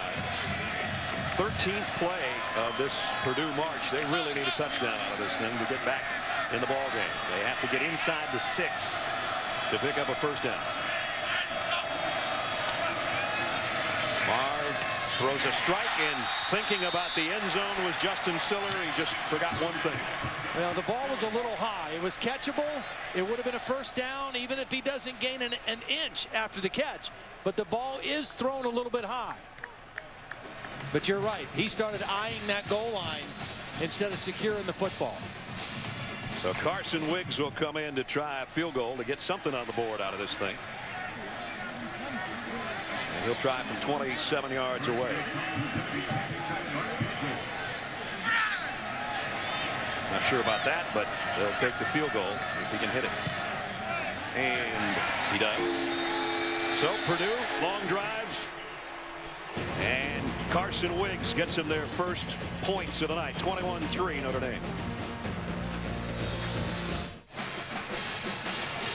3:39 till halftime. Time for our Aflac trivia question. Who are the 5 schools to have at least 20 wins all time against Notre Dame? It's a good question. It is. It's not an easy one. You might rattle off the first 2 or 3 pretty easily, and then you get stuck. Then you got to think locally. We told you this is the 83rd meeting between these two in-state rivals, so Purdue might be on the list. USC's always had great games against Notre Dame over the years. I'm not trying to give you hints, but that's probably a couple of the teams right there. Wicks to kick. Collinsworth and Atkinson are back deep. This will be George Atkinson III from the 1. And he gets out to the 23, maybe the 24-yard line. Well, back-to-back wins now for Tony Stewart. Going to go for 3 in a row. Somebody's going to have to come up to the plate or the starting line or the finish line to challenge him a little bit. Chase for the NASCAR Sprint Cup continues at Dover. Coverage 1 o'clock tomorrow with NASCAR Countdown presented by Napa. There you see Tony Stewart in the lead in the Cup standings and the 4 guys behind him next in line. 1 o'clock tomorrow on ESPN. Brad Nessler, Todd Blackledge, Hallie Rowe. And that's Tommy Reese with you from Ross-Ade Stadium in West Lafayette, Indiana. Notre Dame leading 21-3. Here's a little shovel to Gray, and Gray knocked out of bounds as he got it out to the 30-yard line. Well, one of the things that Purdue is going to have to change defensively in the second half is they're going to have to do a better job of turning the edge back inside. I mean, Notre Dame has had no trouble with either running back, either Gray or Wood, getting to the corner of the defense and turning the corner on this Purdue defense. Big Gray again, protecting the ball with both hands. Going to be taken down by Kawan Short. Short, not short on talent. I think he's got the capabilities of being an awfully good nose tackle. He already is a pretty good one. He's very athletic. He's 6'3", about 320 pounds. He's light on his feet for a guy that big. You know, the thing with guys like that is just, do they play hard every play? You know, do they play with a high motor, high energy? And when he wants to bring it, he's pretty good. Well, but he's the guy that saved 3 points for Purdue with a blocked field goal earlier. They're down and short, and the ball is out. Reese got back on top of it for Notre Dame. That would have been a huge play for the Purdue defense with 2:40 to go in the half. These 2 defensive tackles, Short and Gaston, can be disruptive guys on the inside. 93 and 90. Short made the play a second ago. That was Gaston who was in the backfield and disrupted the timing and the flow of that play. And the punt, not a good one. See what kind of roll it takes, though. Not too bad for Notre Dame. And now we got a fight going on right at midfield. And the officials trying to break it up and are having a heck of a time in doing so. Chris Carlino and Jordan Cowart were the 2 guys going at it. Cowart's a long snapper. And flags all over the place at midfield. I think there were some punches maybe thrown in that one, and if that's the case, those guys might be finding themselves out of the game for the rest of the night. After the play, personal foul on the kicking team, number 60, 15-yard penalty, first down. So it goes against Cowart, the long snapper. And they finally get him separated. So Purdue had some bad penalties, and now Brian Kelly is letting Cowart have it. Yeah, that's, just do your job. Snap the football. This spot. 2:08 remaining. Yeah, you're going to give Purdue an opportunity here to try to put some more points on the board. They could have had a touchdown or were close to converting a third down the last drive. Had to settle for the field goal. Now you got Robert Marve with the football again in great field position. And 2 minutes left in the half. And 2 timeouts to work with.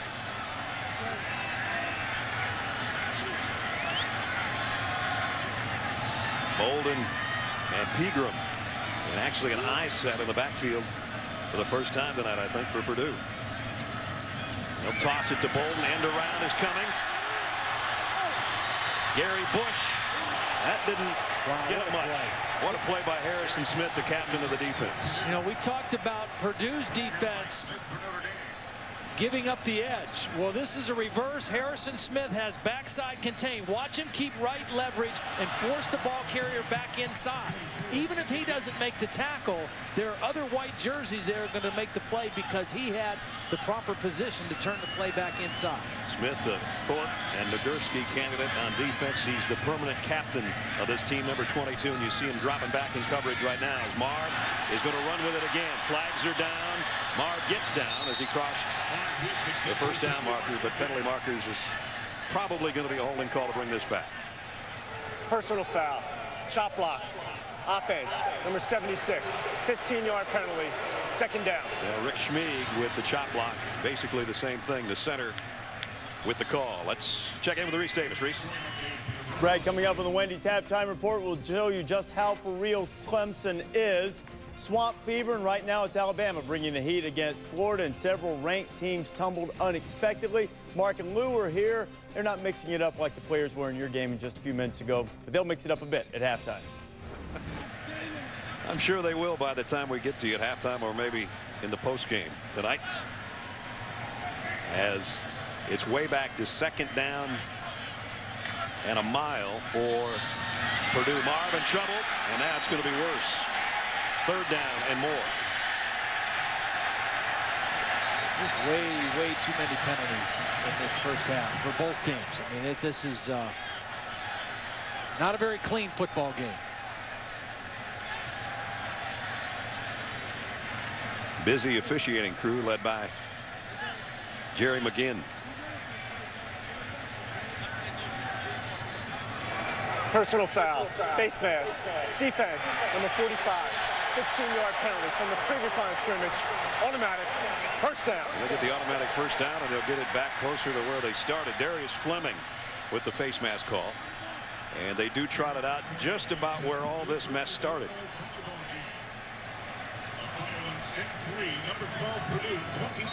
There at the end of the play, I mean, Marv was already down. Wow. So you don't see one in that instance when the guy's already on the field or down on the field. It's Marv loading up, going deep, left sideline, incomplete. O.J. Ross, the intended receiver. Two number 4s going at it out there. Gary Gray was covering. 43 seconds till halftime. A little bit earlier, we asked you our trivia question. Here's what it was. Who are the 5 schools that have at least 20 wins against Notre Dame? We told you that this is the 83rd meeting. Purdue is one of them. USC, I mentioned that 34 times. Michigan State, Michigan, and Pittsburgh is the one that we couldn't come up with when the guys presented it to us the other night. Pittsburgh, they beat Pittsburgh. Notre Dame did last week to even their record at 2-2. Robert Marv looking to throw on the run. May not get this one off. He won't. Run out of bounds. A loss of 4. And Manti Te'o, number 5, has been a real pain to Robert Marv so far in this first half. One of our Notre Dame impact players, and you can see why. He's all over the field. Hawaii native, 6'2", 255-pounder. One of the problems for this Purdue offense right now is they don't seem to have wide receivers that are threatening this Notre Dame defense. I mean, they don't have anybody that's creating separation or stretching the field at all, and making it tough on the quarterback. Down the middle. That time they got it. This is probably their best guy as far as big playability. Edison. Well, he's their best big play guy, but they just got to get him the ball quickly in space and let him try to make some people miss. 3rd and 14, they did get 20. Marv stays in the shotgun with a first down, and he will run. Marv with the keeper. Picked up 3 yards. Clock stop with 21 seconds. Timeout Purdue. It's a final charge. That's the last timeout for Purdue. This guy's got a big leg. They're already in his range. Carson Wicks, you can see, 4 of the longest field goals in school history.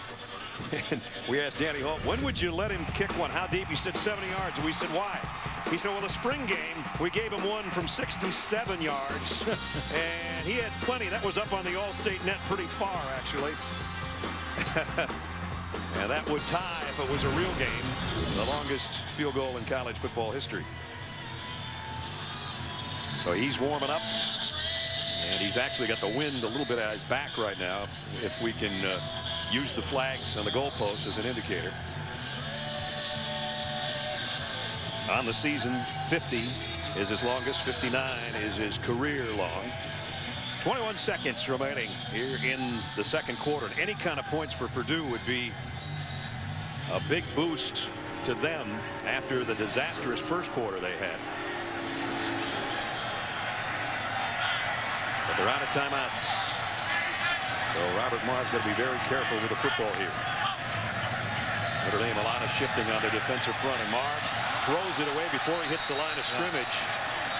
Smart decision, because if he gets sacked, the half's over. Yeah. You know, so he throws it away as an incompletion to stop the clock.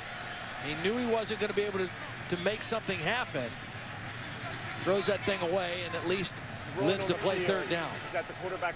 The ball is a forward pass. It's third down. Third down and long. So one more crack at it here to try to pick up the first down or maybe a touchdown, and then bring out the field goal unit, because again they're out of timeouts. Don't want to take a sack. That is the #1 priority right here. And whistles, stop play. Previous play is under review. The run on the field is that it was a forward pass by the quarterback. So they'll send it upstairs to Jim Augustine and the guys in the replay booth next to us. And here's the problem as we take a look at this replay. This next play, and I think this play will stand as an incomplete pass, but the next play has to be a throw to the sideline to get out of bounds. Right. Because anything inbounds, 15 seconds is not enough time to run your field goal team on to try a field goal to end the half. So you either try the field goal right here, or you throw one more play, and it has to be to the sideline. Right, because it's third down. There's no spiking it. So without a timeout, that's what you got. Wiggs has done his warm-ups. And now it's up to the Purdue offense. And Robert Marv, one more snap here. Again, the ruling on the field, incomplete forward pass. And here's the call. After further review, the ruling on the field stands. Incomplete pass, third down.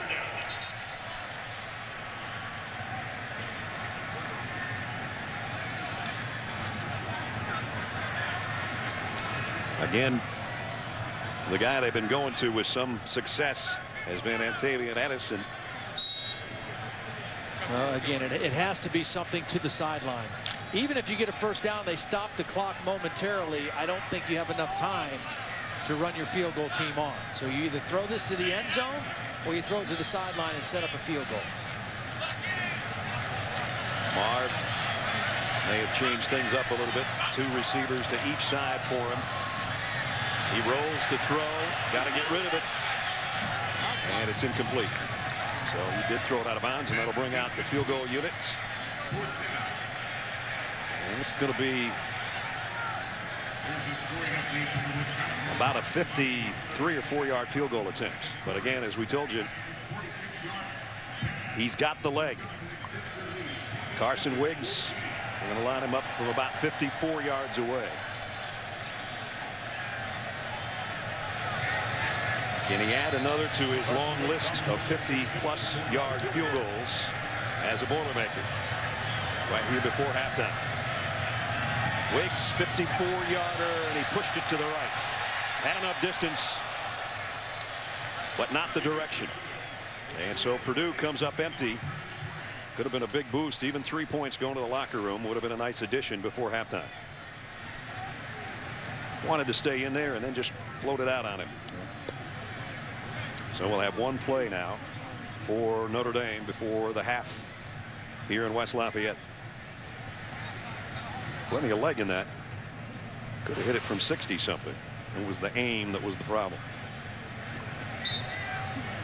So Notre Dame is just going to take a knee here to end the first half. Pretty impressive one for the Irish offensively. Michael Floyd, Sierra Wood, Tommy Rees. Brian Kelly's got to be a lot happier about this half. That's the end of the first half.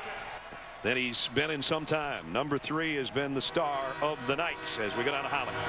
Well, Coach, how do you describe your productivity for Michael Floyd in that first half? Well, we needed to get him the ball. He's a special player, obviously, and they've got a lot of things each and every week where they try to take him away, but we found ways to get him the football. You had some miscues in the kicking game. How do you address that? Well, David Ruff's a good kicker for us, and we don't expect him to miss very much, but I guess he's human. Just quickly, what was that conversation like with the long snapper? I saw him run off to the locker room. He's just got to have his poise and composure. Yeah, it's chippy out there a little bit, but he's got to walk away. He's the long snapper. Do your job. That's what I said. I love it. He's Do a your long job. snapper. Snap the ball. Come on, man. 21-3 at halftime. As we send you to the Wendy's halftime report. Reese, Mark, and Lou back in the studio, guys. That was a great line. He's the long snapper. Keep his poise. Go ahead and have you with us. What a game going on over on ABC. Nebraska and Wisconsin, the Cornhuskers' first game as a member of the Big Ten. T-Magic, Taylor Martinez goes in. It's not their first game. I should have said their first conference game to be precise. And Camp Randall had a 7-0 lead, but Russell Wilson. Russell's under heat. And now, Lou, Russell finds a way to avoid the heat. He's just a tremendous athlete. Great quarterback, great leader, great addition. He is the individual who's made the biggest difference this year. Monty Ball would cap off that drive with a touchdown to tie it at 7. And on Wisconsin, just getting started, but Taylor Martinez firing right down the middle, getting his team set up right on the doorstep. They would eventually score to make it 14-7, but Monty Ball would answer again. Ball with his second touchdown, 14-13 after the extra point was blocked. Now a little play action or toss fake, and Wilson to Jared Abbrederis. So accurate with the football. Whether he's running out of the pocket, rolling around, making plays happen, throwing the football, he's extremely accurate with the football. When he wants to go vertical, he goes to Nick Toon. Let me tell you something. I know Toon was open. That was a beautifully thrown football. I mean, he had no choice but to catch that. Wilson put it right on the money, in Wisconsin with 8 seconds to go in the half. A 27-14 lead. Nebraska is lining up for a field goal attempt right now. We'll get you up to date. But, Lou, what's been your impression of the way Wisconsin's played in the first half? Well, just the way I thought they'd play. Unstoppable on offense. They can run the football, but I just think Russell Wilson is the Cam Newton this year. Remember, Cam Newton had 1 year eligibility, led him to a championship, won the Heisman. Russell Wilson may do the same thing, but Wisconsin does have some problems on defense, and I think that Nebraska's exploited those. I think comparing him to Cam Newton's great. I think that Russell Wilson's a better leader, in my opinion. He's a better passer than Cam Newton was. But here's the key. Wisconsin's a big, powerful offense. They really haven't rushed the ball that effectively against this Nebraska defense. Only 62 yards rushing in the first half, but I'm sure they'll go to that in the second half. But Russell Wilson, not only the passing numbers, 12 of 16 for 233, he's been able to keep plays alive. When he'd gotten pressure, he rolls around in the pocket and makes something happen. Well, he had a 25-yard touchdown run called back because of Houghton, which is maybe why he's able to run for 25 yards. Yeah, he has been great over the course of his career at not only scrambling to get positive yardage, but Mark, you mentioned it, he is brilliant keeping the play alive and finding receivers in a broken field. Pretty good in the pocket, too. Right now, Bielema's team with a 2-touchdown lead on Nebraska. Still to come here at halftime. Down in the swamp, Florida struck first against Alabama, but Alabama has struck hard since then.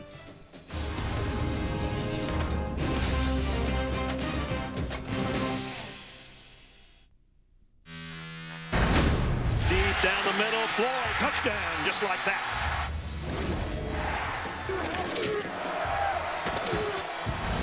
And there he goes, Sierra Wood, and he is gone. Touchdown, Notre Dame. Today's Power Play is brought to you by the movie Real Steel, in theaters October 7th.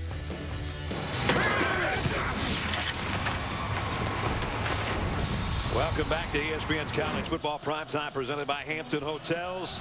Ross-Ade Stadium, where it's been all Notre Dame in the first half. 21-3. Only 31 yards on the ground, 95 yards passing for Purdue. And in the first half, they had a turnover. They had 9 penalties tied. They had a drop pass. They had a missed field goal. They had a blocked field goal. And on the other hand, great balance by Notre Dame, and they didn't have any problems penalty-wise or turnovers. Well, and the last thing you said, that's the key, no turnovers. I mean, good numbers for Notre Dame in that first half. the best number for Brian Kelly, 0 turnovers, and that's been their undoing through the first part of the season. So Purdue's got their hands full here in the second half. There's no question. There's the kick.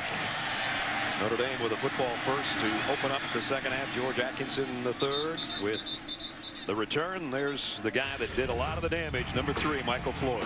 Well, he had 8 catches for 112 yards in the first half. Again, remember last week, only 4 catches, 27 yards. You knew he was chomping at the bit to get out here on the field tonight and make his presence felt. And he's done that. And Tommy Rees has done a nice job of finding him and getting the ball in his hands.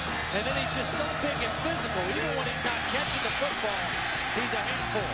And Ricardo Allen is having a tough time trying to deal with Michael Floyd. There's a big size difference there as Floyd let him know at the very end of that replay. Here's Sierra Wood and got the corner.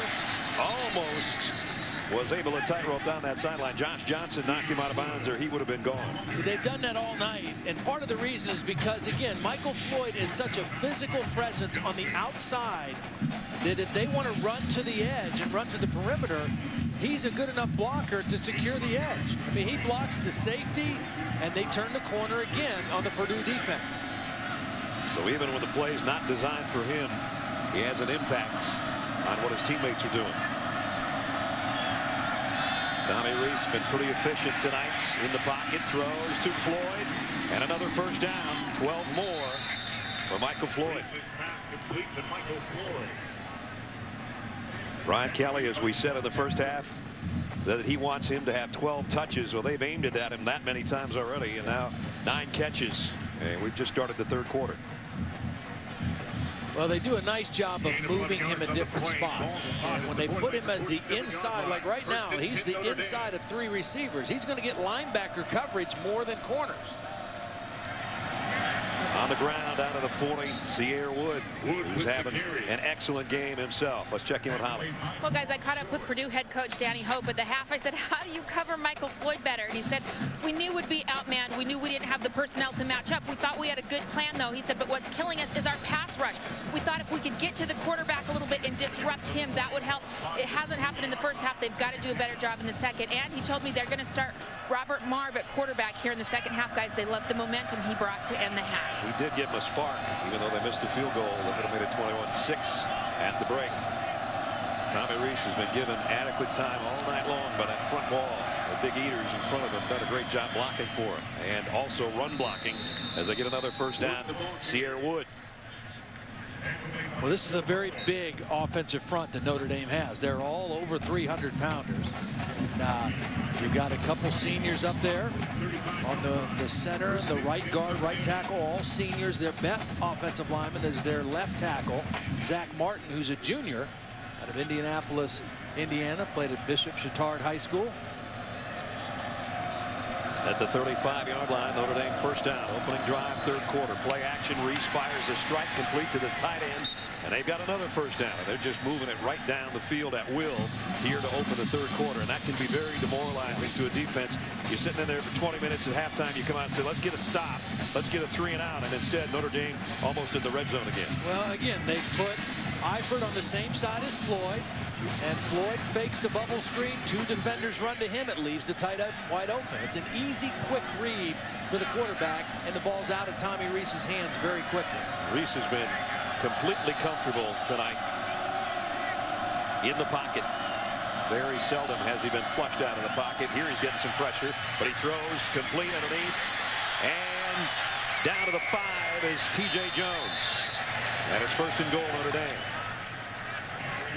See, again, the difference in this game is Notre Dame has a great player in Michael Floyd, who's better than anybody on the field, and they've had balance.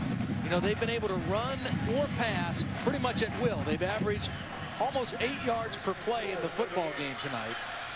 And Purdue, on the other hand, is one-dimensional. All they've been able to do at all is throw the football a little bit. First and goal, Eifert and Floyd both on the same side. The throw is to the end zone to Eifert for the touchdown.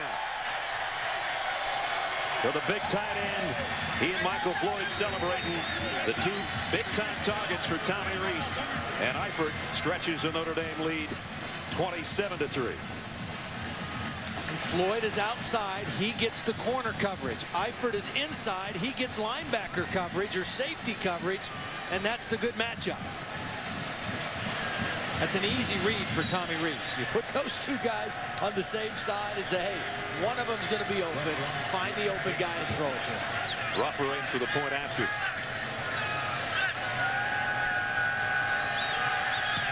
And it's up and good. And things are getting rougher right now for Purdue. 28-3.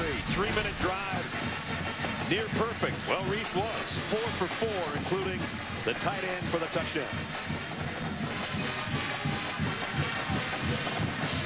This telecast is available in 3D, presented by Sony. This is Tailgate Week, fired up by Kingsford Charcoal. Getting a little bit cool outside, so you bring the dogs and the cheese and everything inside. This is kind of nippy. This is football weather, partner. I don't know if those were the same dogs that we had at halftime, but we had some pretty good ones. They were special. They were special. Grilled onions with them. Nice. Some of us just had a hot dog. Oh, you gotta call me out. Here's a kick. Going to the 10-yard line. Mostert. And flags fly in. Another penalty, more than likely on Purdue for an illegal block on the return. If so, it would be double digits in penalties.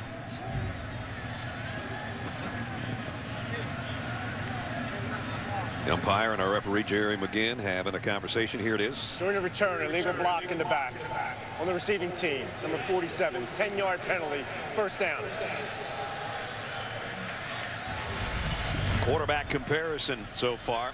Caleb Turbush started the game 5 out of 9, threw an interception on his first pass. And Marv, a little bit of a spark in the second quarter, and as Holly reported, they're going to try to keep that spark going with Marv here in the third. Well, the problem for Robert Marv is they have no running game. So he's playing one-dimensional offense against a pretty solid defense in Notre Dame that knows they don't have to worry too much about the running game. They fake the run, and Marv throws, going to his left, completes to Justin Siller. A pickup of 6. It just goes to show you that statistics can be skewed however you want to approach it, I guess, as Boilermakers came in as the number 3 rushing team in the Big Ten and 11th in the country. But they hadn't played anybody that was able to stop them on the ground, and thus they don't have a ground game at all. 31 yards tonight, and they came in averaging 259. Second down and 4. Marv throws complete out to Edison, and he's got a first down. Picked up 5. Marv's pass complete to Edison. Junior out of Fort Myers, Florida, Antavian Edison, and he's been the #1 target for either quarterback tonight. We saw a pretty nice receiver out of Fort Myers, Florida last week down at Clemson. Sammy Watkins was pretty exciting freshman in college football this year out of Fort Myers. Clemson with a win in Blacksburg tonight if you missed it. So they're 5-0 in the ACC. So is Georgia Tech after the win over North Carolina State today. Marv again throwing back across his body and completes it. Tough throw. And he got it in there to Crosby Wright. Marv's pass complete to Crosby Wright. Now Robert Marv's getting a little bit of a rhythm going here. You saw his numbers in the first half, not very impressive, but he's getting a little rhythm here.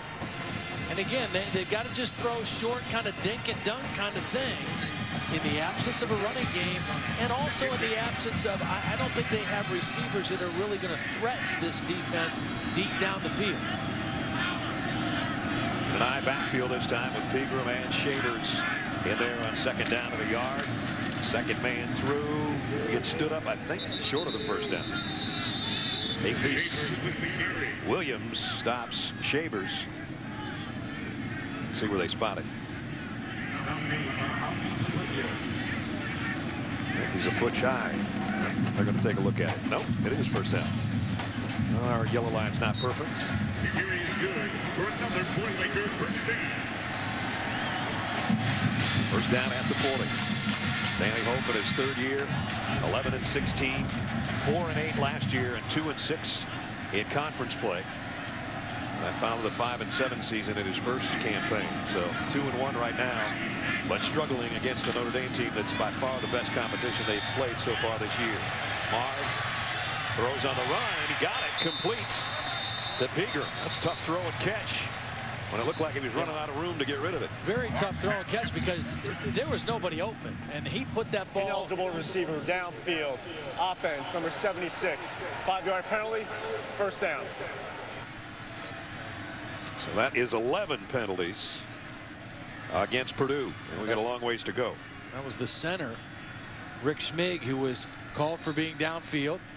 The play took a long time to develop. Marv was trying to extend the play because Manti Te'o was in hot pursuit, and he had to get to a point where he could throw the football. It was a heck of a throw, but not going to count. Back him up to the 35. There's the penalty story. Way too many against Purdue tonight. Marv in trouble, throws quickly, snaps that throw off complete to Gary Bush. So they got the 5 they lost on the penalty back. Marv's pass complete to Gary Bush.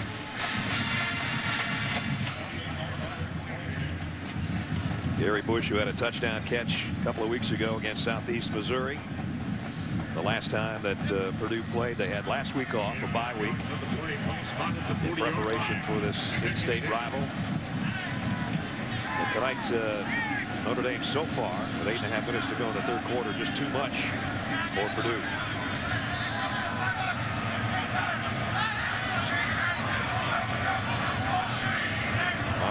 Passing virtually on every down. And this one almost picked off by Darius Fleming.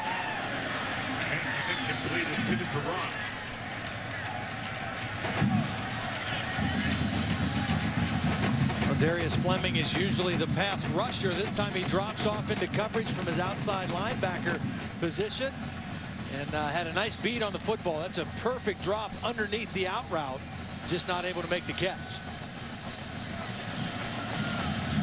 So now third down and long.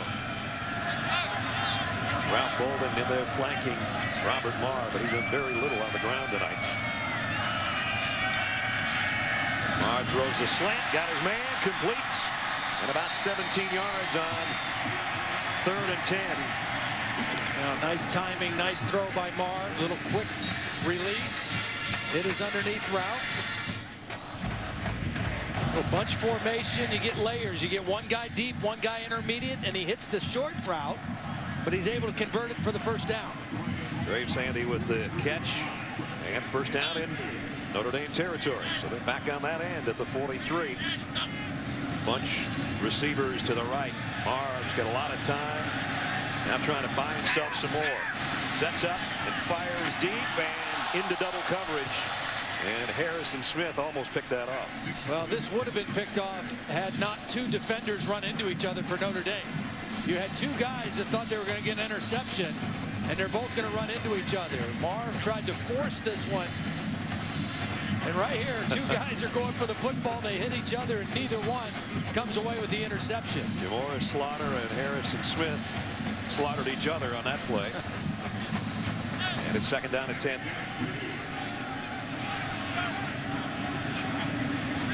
Marv will get another chance. And this time they do hand it off to Bolden. He's going nowhere. And Te'o again on the tackle as we check in with Holly. Well, guys, one guy we have not seen play tonight for Notre Dame is number 7, Stephon Tuitt, who did not make the trip. I'm told he stayed home because of a violation of team rules. He's a backup defensive tackle, but one of the bright spots as a freshman on that front line. In his place, I've seen several guys rotating in. Kona Schwenke, a sophomore's been in there. Their outside defensive end, Aaron Lynch, number 19, he looks like he's in there right now, and he's shown some nice pass rush inside. Yeah, I like him, Holly. I saw him on tape. He had a couple sacks and pressures in the Michigan State game. He's a very active pass rusher. He is one of the big guys. They had a highly talented recruiting class, especially on defense. Yep. And Lynch, one of them, 6'6", 265-pounder. There he is. You can see he's full grown. Well, you also have a linebacker, Troy Nicholas, who has been playing a lot so far early on. Ishaq Williams, all true freshmen that are getting some playing time here in the first month of the season for this Notre Dame defense. Wiggs in to punt.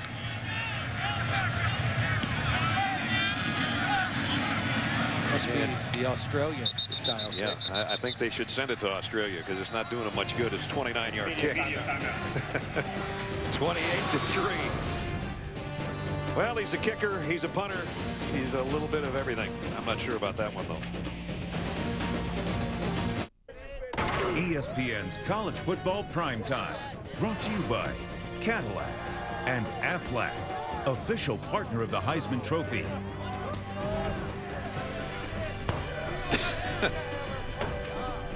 Well, Boilermaker Pete's got a sledgehammer just like that one out here. But right now it's Brian Kelly's team that's doing the sledgehammering to Purdue, 28-3, with 6:52 remaining third quarter. Tommy Rees throws complete again to Eifert, his tight end, and looks like he's got another first down from Tommy Rees to Reese Davis. All right, Brad, Wisconsin and Nebraska on ABC, and Wisconsin is laying a whipping on them. A little bootleg, and Russell Wilson to go in to score. Tonight on College Football Final, the final verdict between Mark and Lou. Russell Wilson has established himself as a Heisman favorite. It's 34-14. I think I'd buy that right now, too, the way he's played. From the 24 for the first down, Notre Dame. And Wood wrapped up. I beg your pardon, Jonas Gray on the carry. Got a couple. So Notre Dame, if this holds, will be their third win in a row after a couple of disappointing losses. Of course, one was to Michigan on a seesaw game that had all kinds of fireworks in the final minutes. And in the final 2 seconds, Michigan scored to win that ball game after Notre Dame had taken the lead with a half minute to go before Denard Robinson and company took over. Disappointing loss to South Florida, but then back-to-back victories, shellacking of Michigan State, a win over Pitt, and now here on the road against Purdue. And Notre Dame, you start thinking about as Gray cuts it outside, and again, face mask going to be called at the end of this play on Albert Evans. You start thinking about the schedule they've got. Todd looking ahead for Notre Dame, and who knows if they keep playing and keep getting better every week, they might go all the way to Stanford before. Well, that's the last ranked opponent they would have. Stanford's the last ranked opponent. Of course, USC, they've got a big game with them. Is one of the great rivalry games in college football. Take a look at the end of this play at the face mask. The good thing scheduling wise is they have a week off before the USC game. Right. So they play a few games in a row here. Then they have a week off before they play USC, and then they finish up again with the only ranked team left on their schedule as Stanford. And this is a team that is going to continue to get better. If Tommy Rees keeps taking care of the football like he is tonight, this team has got lots of ways to hurt you offensively. He'd had 9 turnovers in the 3.5 games that he had played so far this year. And tonight he's been perfect, taking care of the football. And here another safe throw. It always is when you go to number 3, I guess. Michael Floyd gets down near the 40-yard line. Don't forget, coming up Monday Night Football. Speaking of state of Indiana, the Colts. They'll try to slow down Josh Freeman and the Buccaneers. Colts and Bucks, Monday Night Football, 8:30 Eastern. Also available live on Watch ESPN. Coverage starts 7 o'clock Monday night with Monday Night Countdown served up by Applebee's. Tampa Bay coming off a big win over Atlanta in the NFC South. The Colts, of course, Curtis Painter, former Purdue quarterback, will be getting the start. And they've had all kinds of trouble, the Colts, with Peyton Manning out to injury. Nice tough run inside again by Jonas Gray. Boy, he wrapped both hands around the ball, just said, I'm going to get what I can get and get down. He got 5 yards, taking a couple of would-be tacklers with him. 5'10", 230 pounds. Played at Detroit Country Day High School up in Michigan. And a nice compliment to Sierra Wood. I mean, Wood's been over 100 tonight. Take a look at the two guys and their numbers. They're a nice combination. 200 between them. That is a good 1-2 punch. Another first down. Tommy Rees has hit his last 6 passes in a row. And that one, I think, is out of bounds. T.J. Jones, nice play on the ball, but he ran out of real estate over there. Tommy Rees was late on this throw. He had his man. T.J. Jones came out of his break, had separation. Ball should have been there right now, but it was late, and therefore the receiver too close to the sidelines to make the catch.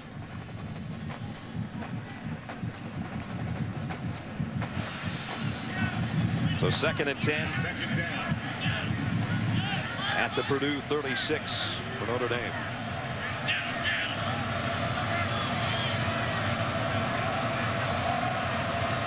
Clock winding down, and with that, Tommy Rees is going to have to take a timeout.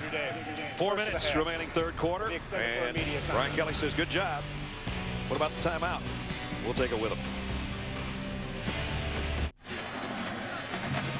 Coming in worst in the country in turnover margin. They have turned that around tonight. Notre Dame. And that's, that was the thing that Brian Kelly said. If we get that fixed, then we're going to be a good football team, because they've got weapons. They've got guys that can make plays. They got a big physical offensive line. They got a defense that's played really consistent. Other than the fourth quarter of the Michigan game, the defense has played outstanding all year. 2nd down and 10 here at the 4-minute mark of the third quarter, and the throw is complete to Floyd. In traffic, he still wraps his arms around it and picks up 12 more yards. This is just a weapon that can't be stopped right now. Well, you usually don't have to see so many defensive guys to have to bring a wide receiver down. That is not normal. He dragged half the Purdue defense almost out of Tippecanoe County here in West Lafayette. First down again inside the 25. Rees flares this one out to Floyd. Trying to get a block out there from Taylor Dever, and he couldn't quite get it on Ricardo Allen. Otherwise, he might have sprung free for a big gain. As it is, he lost 3 yards. That's a good play by Ricardo Allen. This is a tough assignment for Ricardo. He was up for it. We met with him. He was excited for the challenge, and he hasn't had a lot of victories in that one-on-one battle. That one was for Ricardo.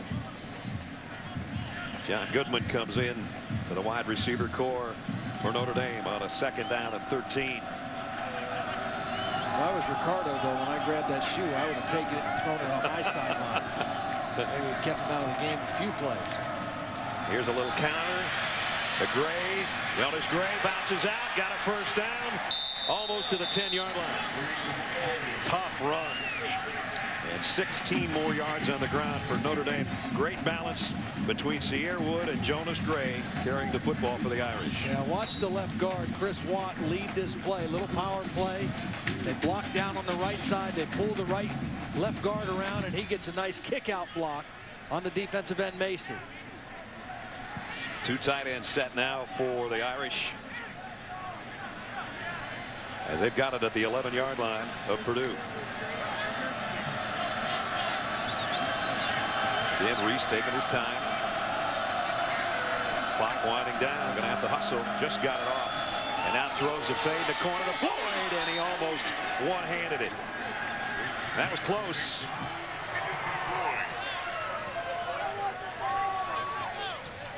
He couldn't put a lot of air under this one, because from that spot on the field, you got to get rid of it in a hurry, and still they almost hooked up. Well, you put that ball up in the air. You don't have to throw a perfect throw with him, because he's so big and strong. Throw it up there where he can stop and go up and try to fight for the catch. Rather than the perfect throw to the back pylon, throw it up there and let him go up and fight for the football. Eifert, the tight end, is in that grouping of 3 at the bottom of your screen. At the 11-yard line. Rees on a crossing pattern, touchdown. T.J. Jones. 11 yards, a 3rd touchdown pass of the night for Tommy Rees. And a nice job by Tommy Rees reading the progression of the play. He came out looking for Michael Floyd. He didn't like what he saw on the single receiver side. He came back to the backside of the route and found a secondary receiver in Jones. Look at him, looking at Floyd. It's not there. Come off of him quickly and find your other outlet. And T.J. Jones not only gets the catch, he gets a touchdown. Ruffer in for the point after. Another double-digit play drive for Notre Dame. They've had some quick strikes tonight. They had a 3-play drive for 79 yards, and Sierra Wood a 55-yard touchdown. They had Michael Floyd on the second snap of the ball game offensively, and then they've had a bunch of these drives that have chewed up clock, chewed up the Purdue defense, and resulted in touchdowns, 35-3.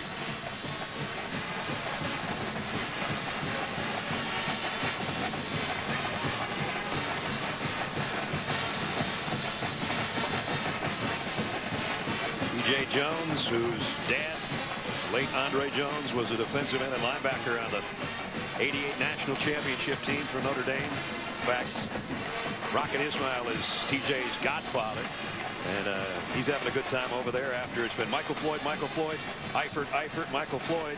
T.J.'s going on. I got a little sugar here. Let's check in with Holly. Well, guys, after that touchdown, Tommy Rees came over to the sideline, and Brian Kelly had gotten a little bit hard on him right before that last play because he's taken too much time making things happen out there. There was an awful lot of time in between plays. He's hard on him. He's kind of yelling at him, but at the end, Tommy gave him a big smile. He's just trying to grow this young QB. And he is kind of growing up before our eyes tonight. Tommy Rees having a great game. Jay Ross on the kick return drops before he can get to the 25. So scoring drives for Notre Dame tonight: 35 yards, 69, 79, 82, and 87. Don't forget tomorrow morning, 3 hours. Chris Berman and the gang get things going at 10 a.m. All the updates from around the league. Another big day of college pro football, the NFL tomorrow. Brought to you by IBM. Michael Floyd, he'll be being looked at by NFL Countdown next year, as he will be, without a doubt, a high draft choice, a #1 pick of some lucky team. Purdue still trying to establish something, so at least they can maybe get some play action passing working. Akeem Shavers on the carry, as we're down under 2 minutes remaining. 10+ receptions in a game. Michigan 13 tonight, 12. South Florida was 12. So they're right on what they wanted to do. 12 touches. I don't think he's done for the night, though, unless Brian Kelly pulls off a little bit in the fourth quarter with some backup players. Swing pass incomplete. Shavers couldn't hold it. And Robert Marr with a big sigh. That's kind of the way the night has gone. Well, they have no running game, you know, so all the pressure's on the quarterback to make throws, and they really haven't gotten any big chunk plays. You know, I don't know what the longest play from scrimmage tonight for Purdue is, but I doubt that it's over 20 yards. They just have not gotten. They had one play that was for 20, and that's it. So what happens is then you have to really drive the ball without mistakes, and they've you know, that's a difficult thing to do when you're one-dimensional. On the ground, Shavers short of the first down. I think for Purdue right now, from a mentality standpoint, they've got to, as we come in right around a minute left in the third quarter, they got to just take the attitude. Let's try to win the fourth quarter. You know, we've got a lot of football to be played. All right, we haven't even, you know, gotten into our conference schedule. Let's figure out a way to win the fourth quarter and get some momentum as we get ready to start playing in the Big Ten. Purdue's got a Big Ten game next week against Minnesota. The Gophers got throttled today by the Wolverines in the Big House. Webster to punt. Fair catch taken by Goodman back at the 26-yard line. Talked about Purdue's schedule. Minnesota is what's coming up next. And then at Penn State, your Nittany Lions survived Indiana today. Illinois, great comeback by Illinois to beat Northwestern. Michigan, I mentioned the rout of Minnesota. At Wisconsin, where the Badgers, last time we heard, were leading by 20 over Nebraska in the Cornhuskers' first foray into the Big Ten. Then Ohio State, Iowa, Indiana. That doesn't look good when you're right now trailing 35-3. And you look ahead to that schedule, none of them look that easy.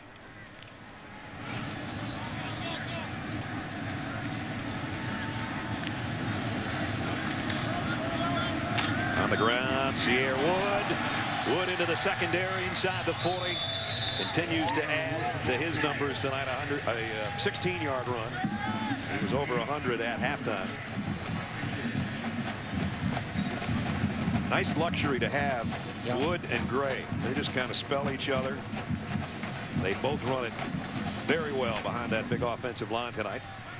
You also wonder if at some point in the fourth quarter, if Brian Kelly doesn't want to get Dane Christ in the game a little bit. Right. His backup quarterback, the guy who did start the season, started the South Florida game, and before giving way to Tommy Rees, but good way to get both of those guys playing time if this game continues the way it is.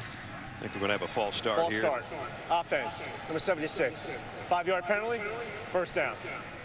Left guard with the false start.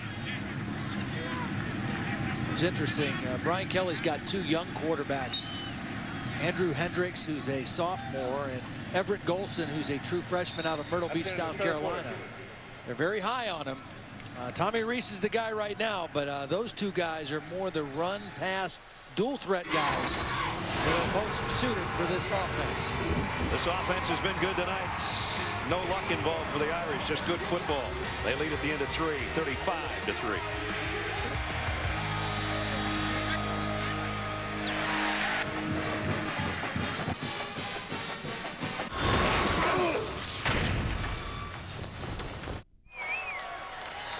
Set to start the fourth quarter here in West Lafayette. 35-3. Notre Dame with a lead on Purdue.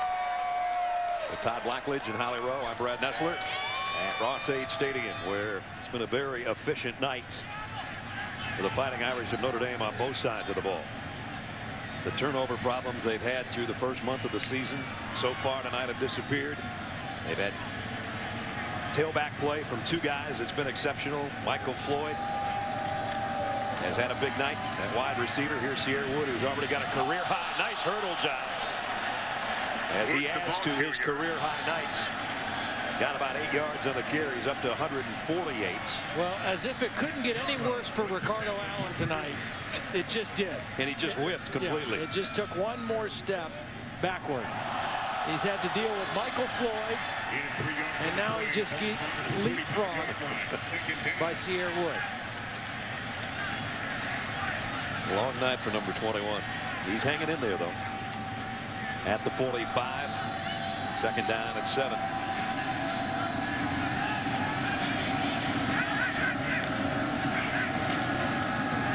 Rees throws complete to Wood. Middle of the field where he's got a first down. And flags flying as he got to the 45-yard line of Purdue. Going to be a holding call on the Irish, I think.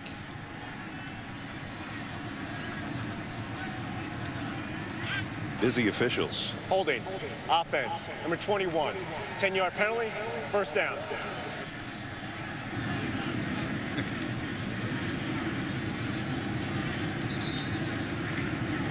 Not sure Notre Dame has a 21, so we might have a issue with who the penalty was called on. I think it was Goodman, 81 probably. Hate to pin that on John Goodman if it's not on him, but there was not a 21 on the field, so somebody was holding. Second down, 15.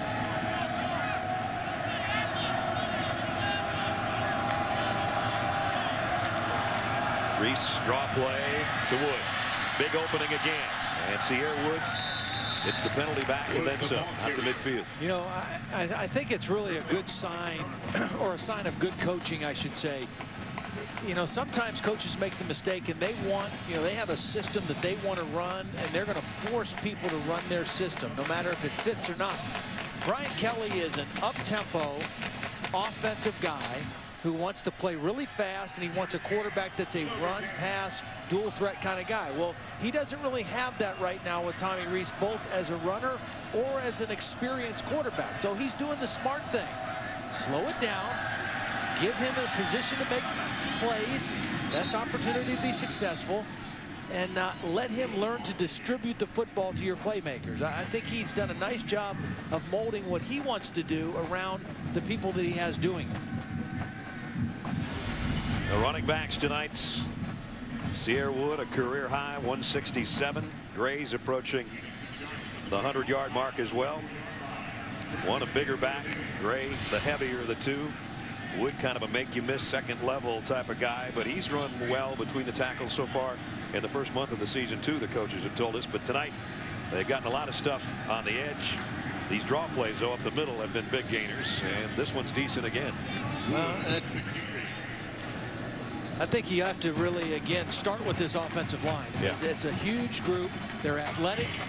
They do a great job of getting a hat on a hat, blocking the defensive front seven, and that allows the skill people to make plays. It allows these backs to run well, and it's allowed Tommy Rees to play without a lot of pressure. Starts up front, though.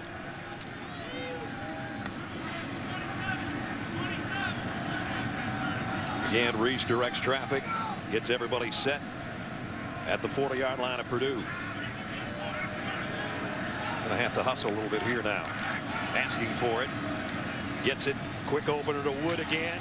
Got flattened before he got the first down, but he did get 5.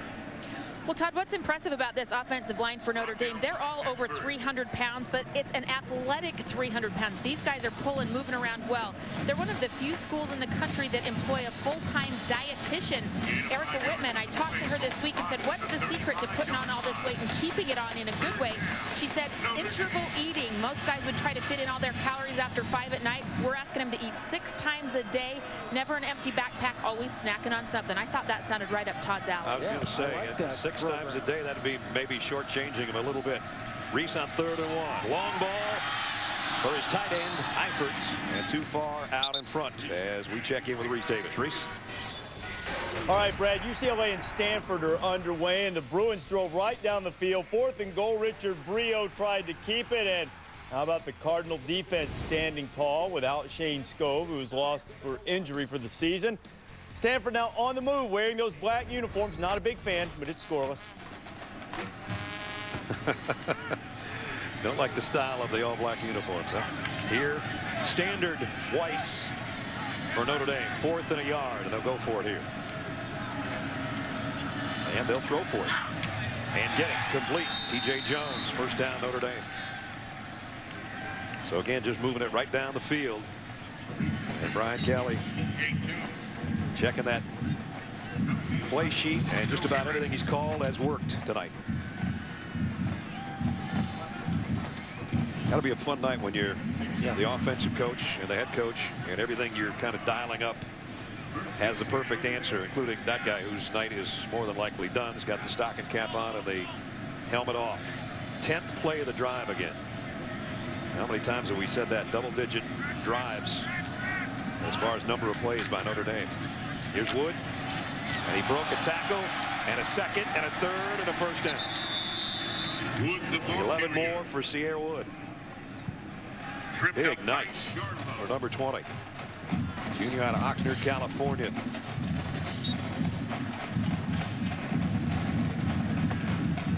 Previous best this year was 134 yards on 25 carries against Michigan, and he has blown that one out of the water tonight with 187 on the night.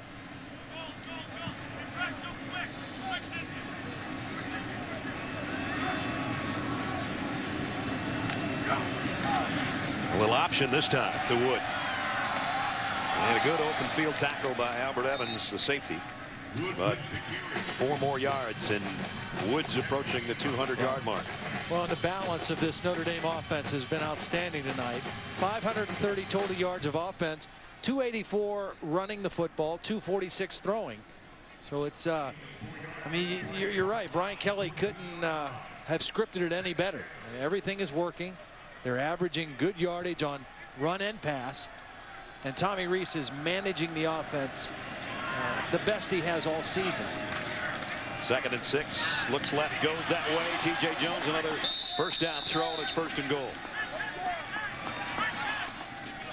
And another strike from Tommy Rees. And I know we've said it 2 or 3 times tonight, but that offensive line, both as run blockers and pass blockers, have been perfect tonight for Notre Dame. They have parted the Notre Dame defense like it's the Wabash River out here. Another 12-play, 68-yard march, taking 6.5 minutes, and 9 minutes is all that's left in the football game. 37 passes and no sacks That's a happy quarterback when your big guys are doing that for you up front. First and goal. Gray, cutback run, slipped a little bit, or he might have been able to score. Picked up 2, and it'll be second down and goal. Well, Notre Dame intercepted the first pass of the night that Purdue threw. And from that point on, 2 plays later, it was a touchdown pass to Michael Floyd. A whole bunch of Michael Floyd after that. And even more of Sierre Wood and Jonas Gray offensively. If you're just joining us, 35-3 Notre Dame. And they are knocking on the Boilermaker door again here.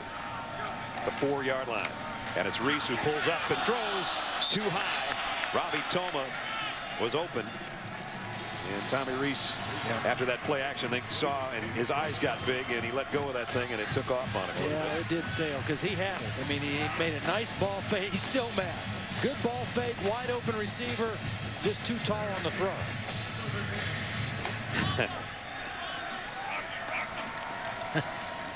Well, he'll look back at all the other good throws he made tonight, tomorrow maybe, but that one he'd like to have back. Third and goal, 15th play, 7.5-minute drive. That's how you eat away the fourth quarter. And you're up 35-3. Reese rolling, pressure, throws on the run, in and out of the hands of Beckford, the middle linebacker. Pass is incomplete. So Notre Dame will have to settle for a field goal here. That's really all they need anyway. And another long drive, 13 plays.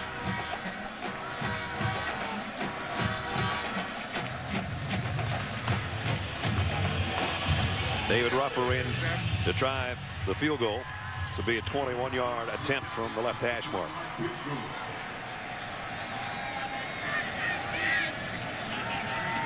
Had one block tonight. This one is good. With just over 8 minutes remaining in the ball game. Been one of those nights where Notre Dame has flown over the Purdue defense.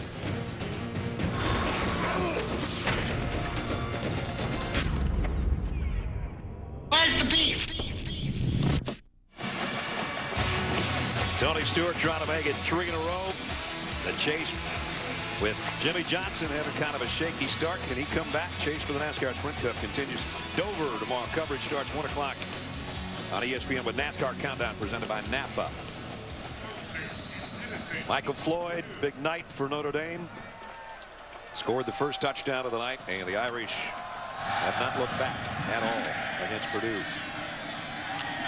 Raheem Mostert from the 6-yard line. Another pretty nice return out across the 35. 7:59 remaining in this one in West Lafayette. Holding, doing a return team, number 33. 10-yard penalty, first down. Immediate timeout.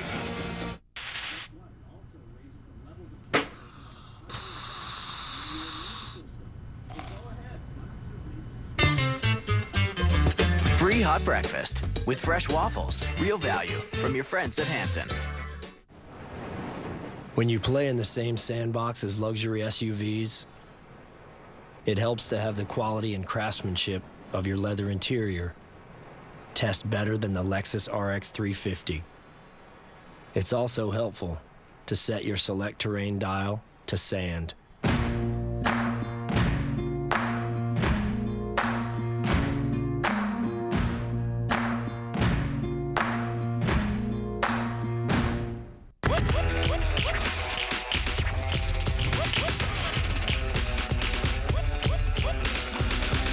Be amazed for 99 cents. Our 99-cent chicken flatbread sandwiches, now in 2 bold flavors, only at Taco.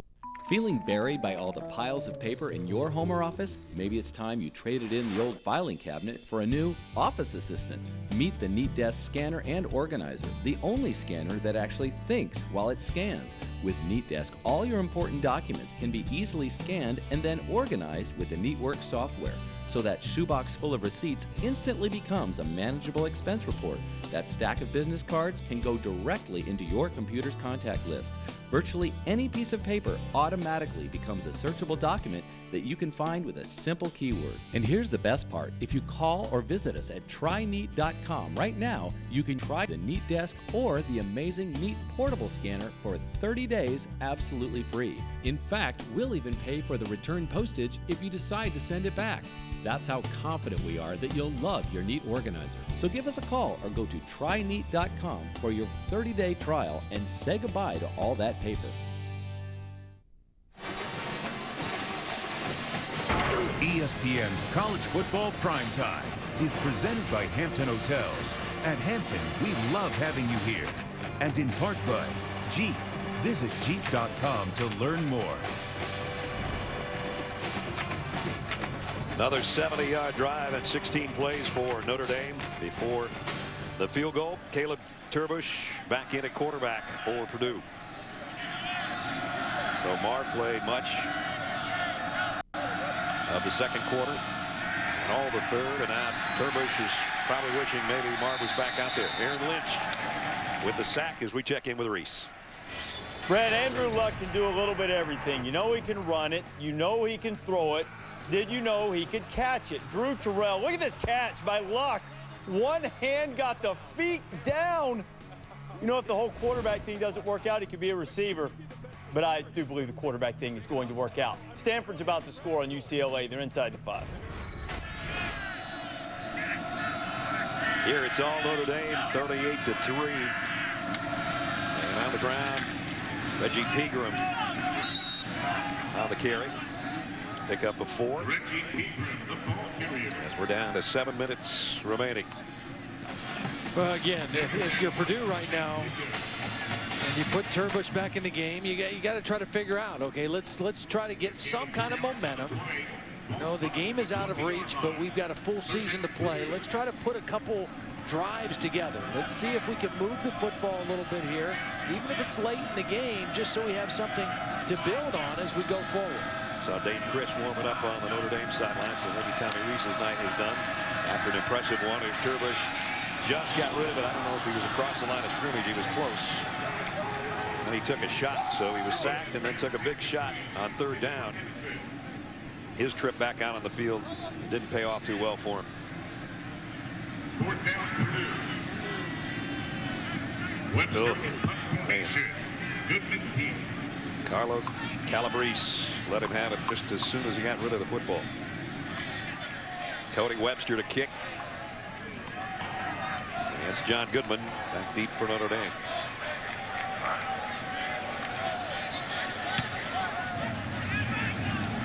Goodman with a fair catch, and he'll take it right at the 45-yard line. Notre Dame on offense, all they've got to do is burn another 6.5 minutes, and they'll be 3-2. 45-yard line. Well, that's what you call clicking offensively tonight for Notre Dame. 540 yards, best of the season. Tommy Rees there this night done 24 of 39, 254 yards, no sacks, 3 touchdowns, and no interceptions. No interceptions, no fumbles. No, last week against Pitt, he had a fumble. He had an interception in the red zone.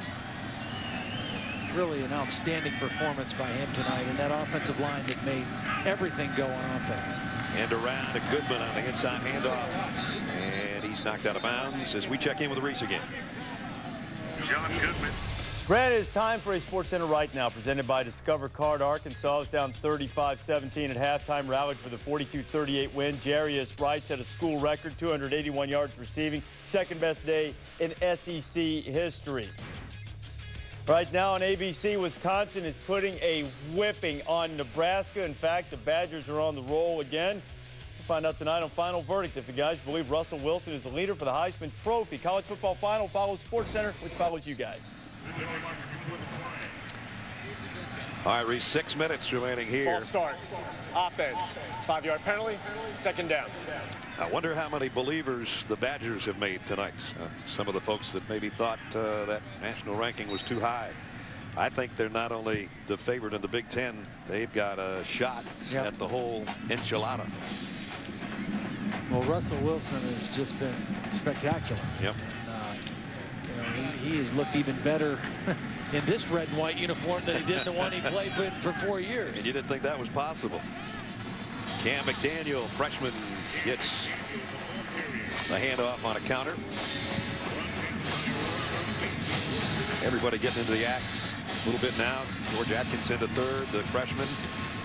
He and his twin brother both on this team. Their dad, of course, are great with the Oakland Raiders back in the day. Some of the young guys getting some work, and Dane Christ, who started the season as Todd said at quarterback, back in there getting some work himself. Let's throw a middle screen, and does to Atkinson. Tripped up, or he might have been off to a long gainer. He had an escort out there in front of him. As it is, he got 10, but he would have had a whole bunch more. Mike Golick Jr., the center in there now, number 57. Mike's dad came up in the booth before the game. He's out there ready to escort him to the end zone if Atkinson doesn't get tripped up. So it's 4th down and a couple. There's Mike of Mike and Mike on ESPN. Both his sons play here at Notre Dame, or for Notre Dame, I should say, not here, but for the Irish. Ben Turk in to punt.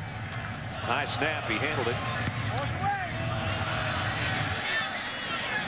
And the kick's going to take a great roll for him after what looked like a kind of a sloppy performance, but it goes all the way down to the 5-yard line. So give him a 42-yard punt. We've got 4:20 left in the ball game.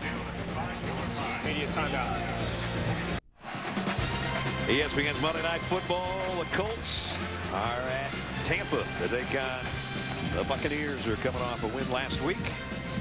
8:30 kickoff. It all starts with Monday Night Countdown, served up by Applebee's at 7 on Monday night. Josh Freeman's dad, Ron, was a teammate of mine in Kansas City, Chiefs. You just aged yourself, partner. Purdue's got some of their backup players in. That's Akeem Hunt, freshman running back. Akeem Hunt, the ball carrier. Big win for Minnesota State today over Winona State, 24-14. The Mavericks over the Warriors, and homecoming for the alma mater. Thought I'd get that in there. I knew that would impress you. That is. Quick throw, out complete to Siller.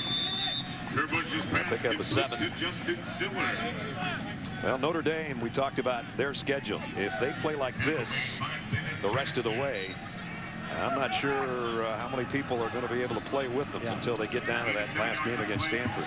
Of course, you mentioned USC is always a big rivalry game. Here's a run on a counter. Turbush on a keeper. Out of bounds with 3:37 to go. Here's what Notre Dame's got coming up now. Air Force, USC, and Navy. All home games. Then at Wake, Maryland, Boston College. And the only ranked team remaining on their schedule is Stanford. Yeah. And again, they have that week off before the USC game. And, you know, Matt Barkley is still one of the best quarterbacks in the country. So that'll be a challenge. Barkley today, 32 of 39 for 468 yards in their win over Arizona. Wow. Some big numbers today by a lot of quarterbacks. And this guy right here with the red stocking cap didn't do bad either. Tommy Rees, I think by far his best outing ever. He goes to 7-1 as a starter. And wasn't sacked, didn't fumble, didn't throw an interception, and threw 3 touchdown passes. And, you know, Brian Kelly said we haven't played a consistent game. We haven't played a whole game. And I'm sure he's got to be pleased with that tonight. On both sides of the ball, they were, you know, from the opening interception on the first play, they were on the mark tonight on both sides of the football. Edison on the catch. Brian Kelly saying, really? We're going to give up a big play here in the last 3 minutes. It's the longest play of the night for Purdue, as a matter of fact. 24 yards. You mentioned they had one 20-yarder earlier. Here's the same guy, the freshman. Good-looking run inside the 30, down around a 26 for Hunt. 17-yard pickup. The Boilermakers moving a little bit on the Irish here. It's obviously going to be way too little and way too late, but the folks, few at Ross-Ade Stadium that have hung around trying to cheer on the Boilermakers to try to get a touchdown here. Hunt again gets outside. They stop him before he goes out of bounds. Pick up of a couple. Here's the scoring update for the Wisconsin-Nebraska game. After this Wisconsin. Long night for Coach Hope. Wisconsin 48, Nebraska 17. Just a ooh and ah from the crowd when they announced the Wisconsin-Nebraska game just now. Brett Bielema's team is putting a licking on Bo Pelini's. Nebraska goes home to play Ohio State next week. Both teams will be coming off a loss. Purpose with the keeper. Now to a minute 35. And a 3rd down and 9. 3rd down. And obviously this is 2 downs to make that 9 down to the 16-yard line with final minute coming up here. Turbush scans the field and now throws to his safety valve. And hits the freshman Hunt. Picked up 3 to the 21. So this might be the last snap offensively the game for Purdue unless they pick up a 1st down. Minutes play.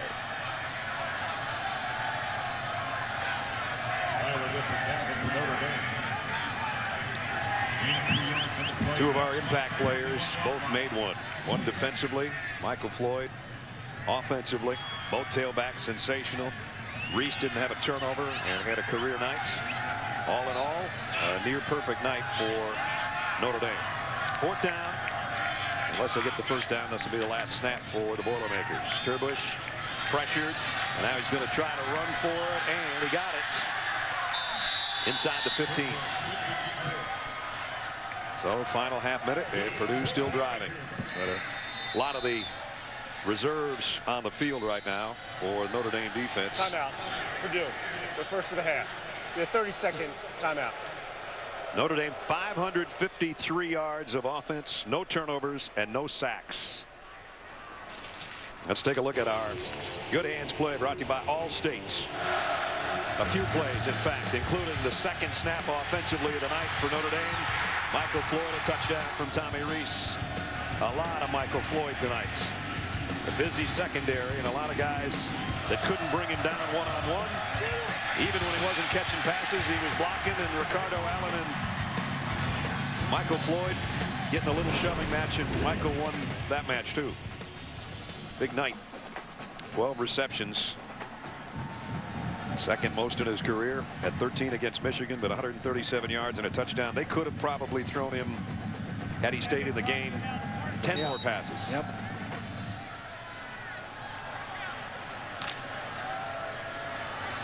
Final half minute here. Purdue trying to get in the end zone for the 1st time tonight. And the Notre Dame defense trying to pitch a touchdown shutout, if you will. Having given up only a field goal. But they don't. They give up a touchdown to Edison. And Purdue scores from 13 yards out.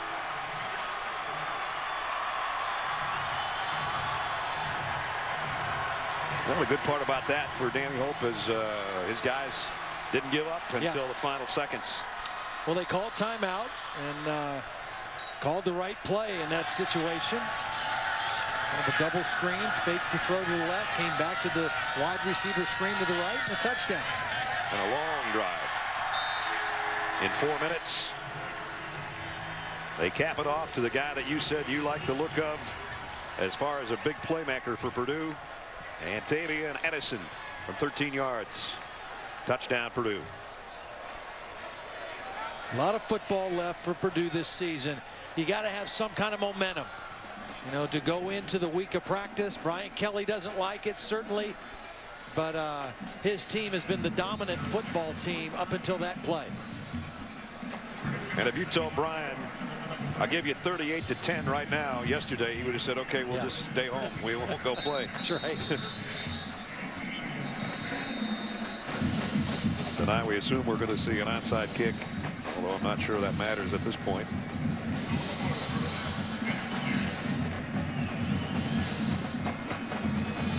Sports Center following us. It's on ESPN News right now.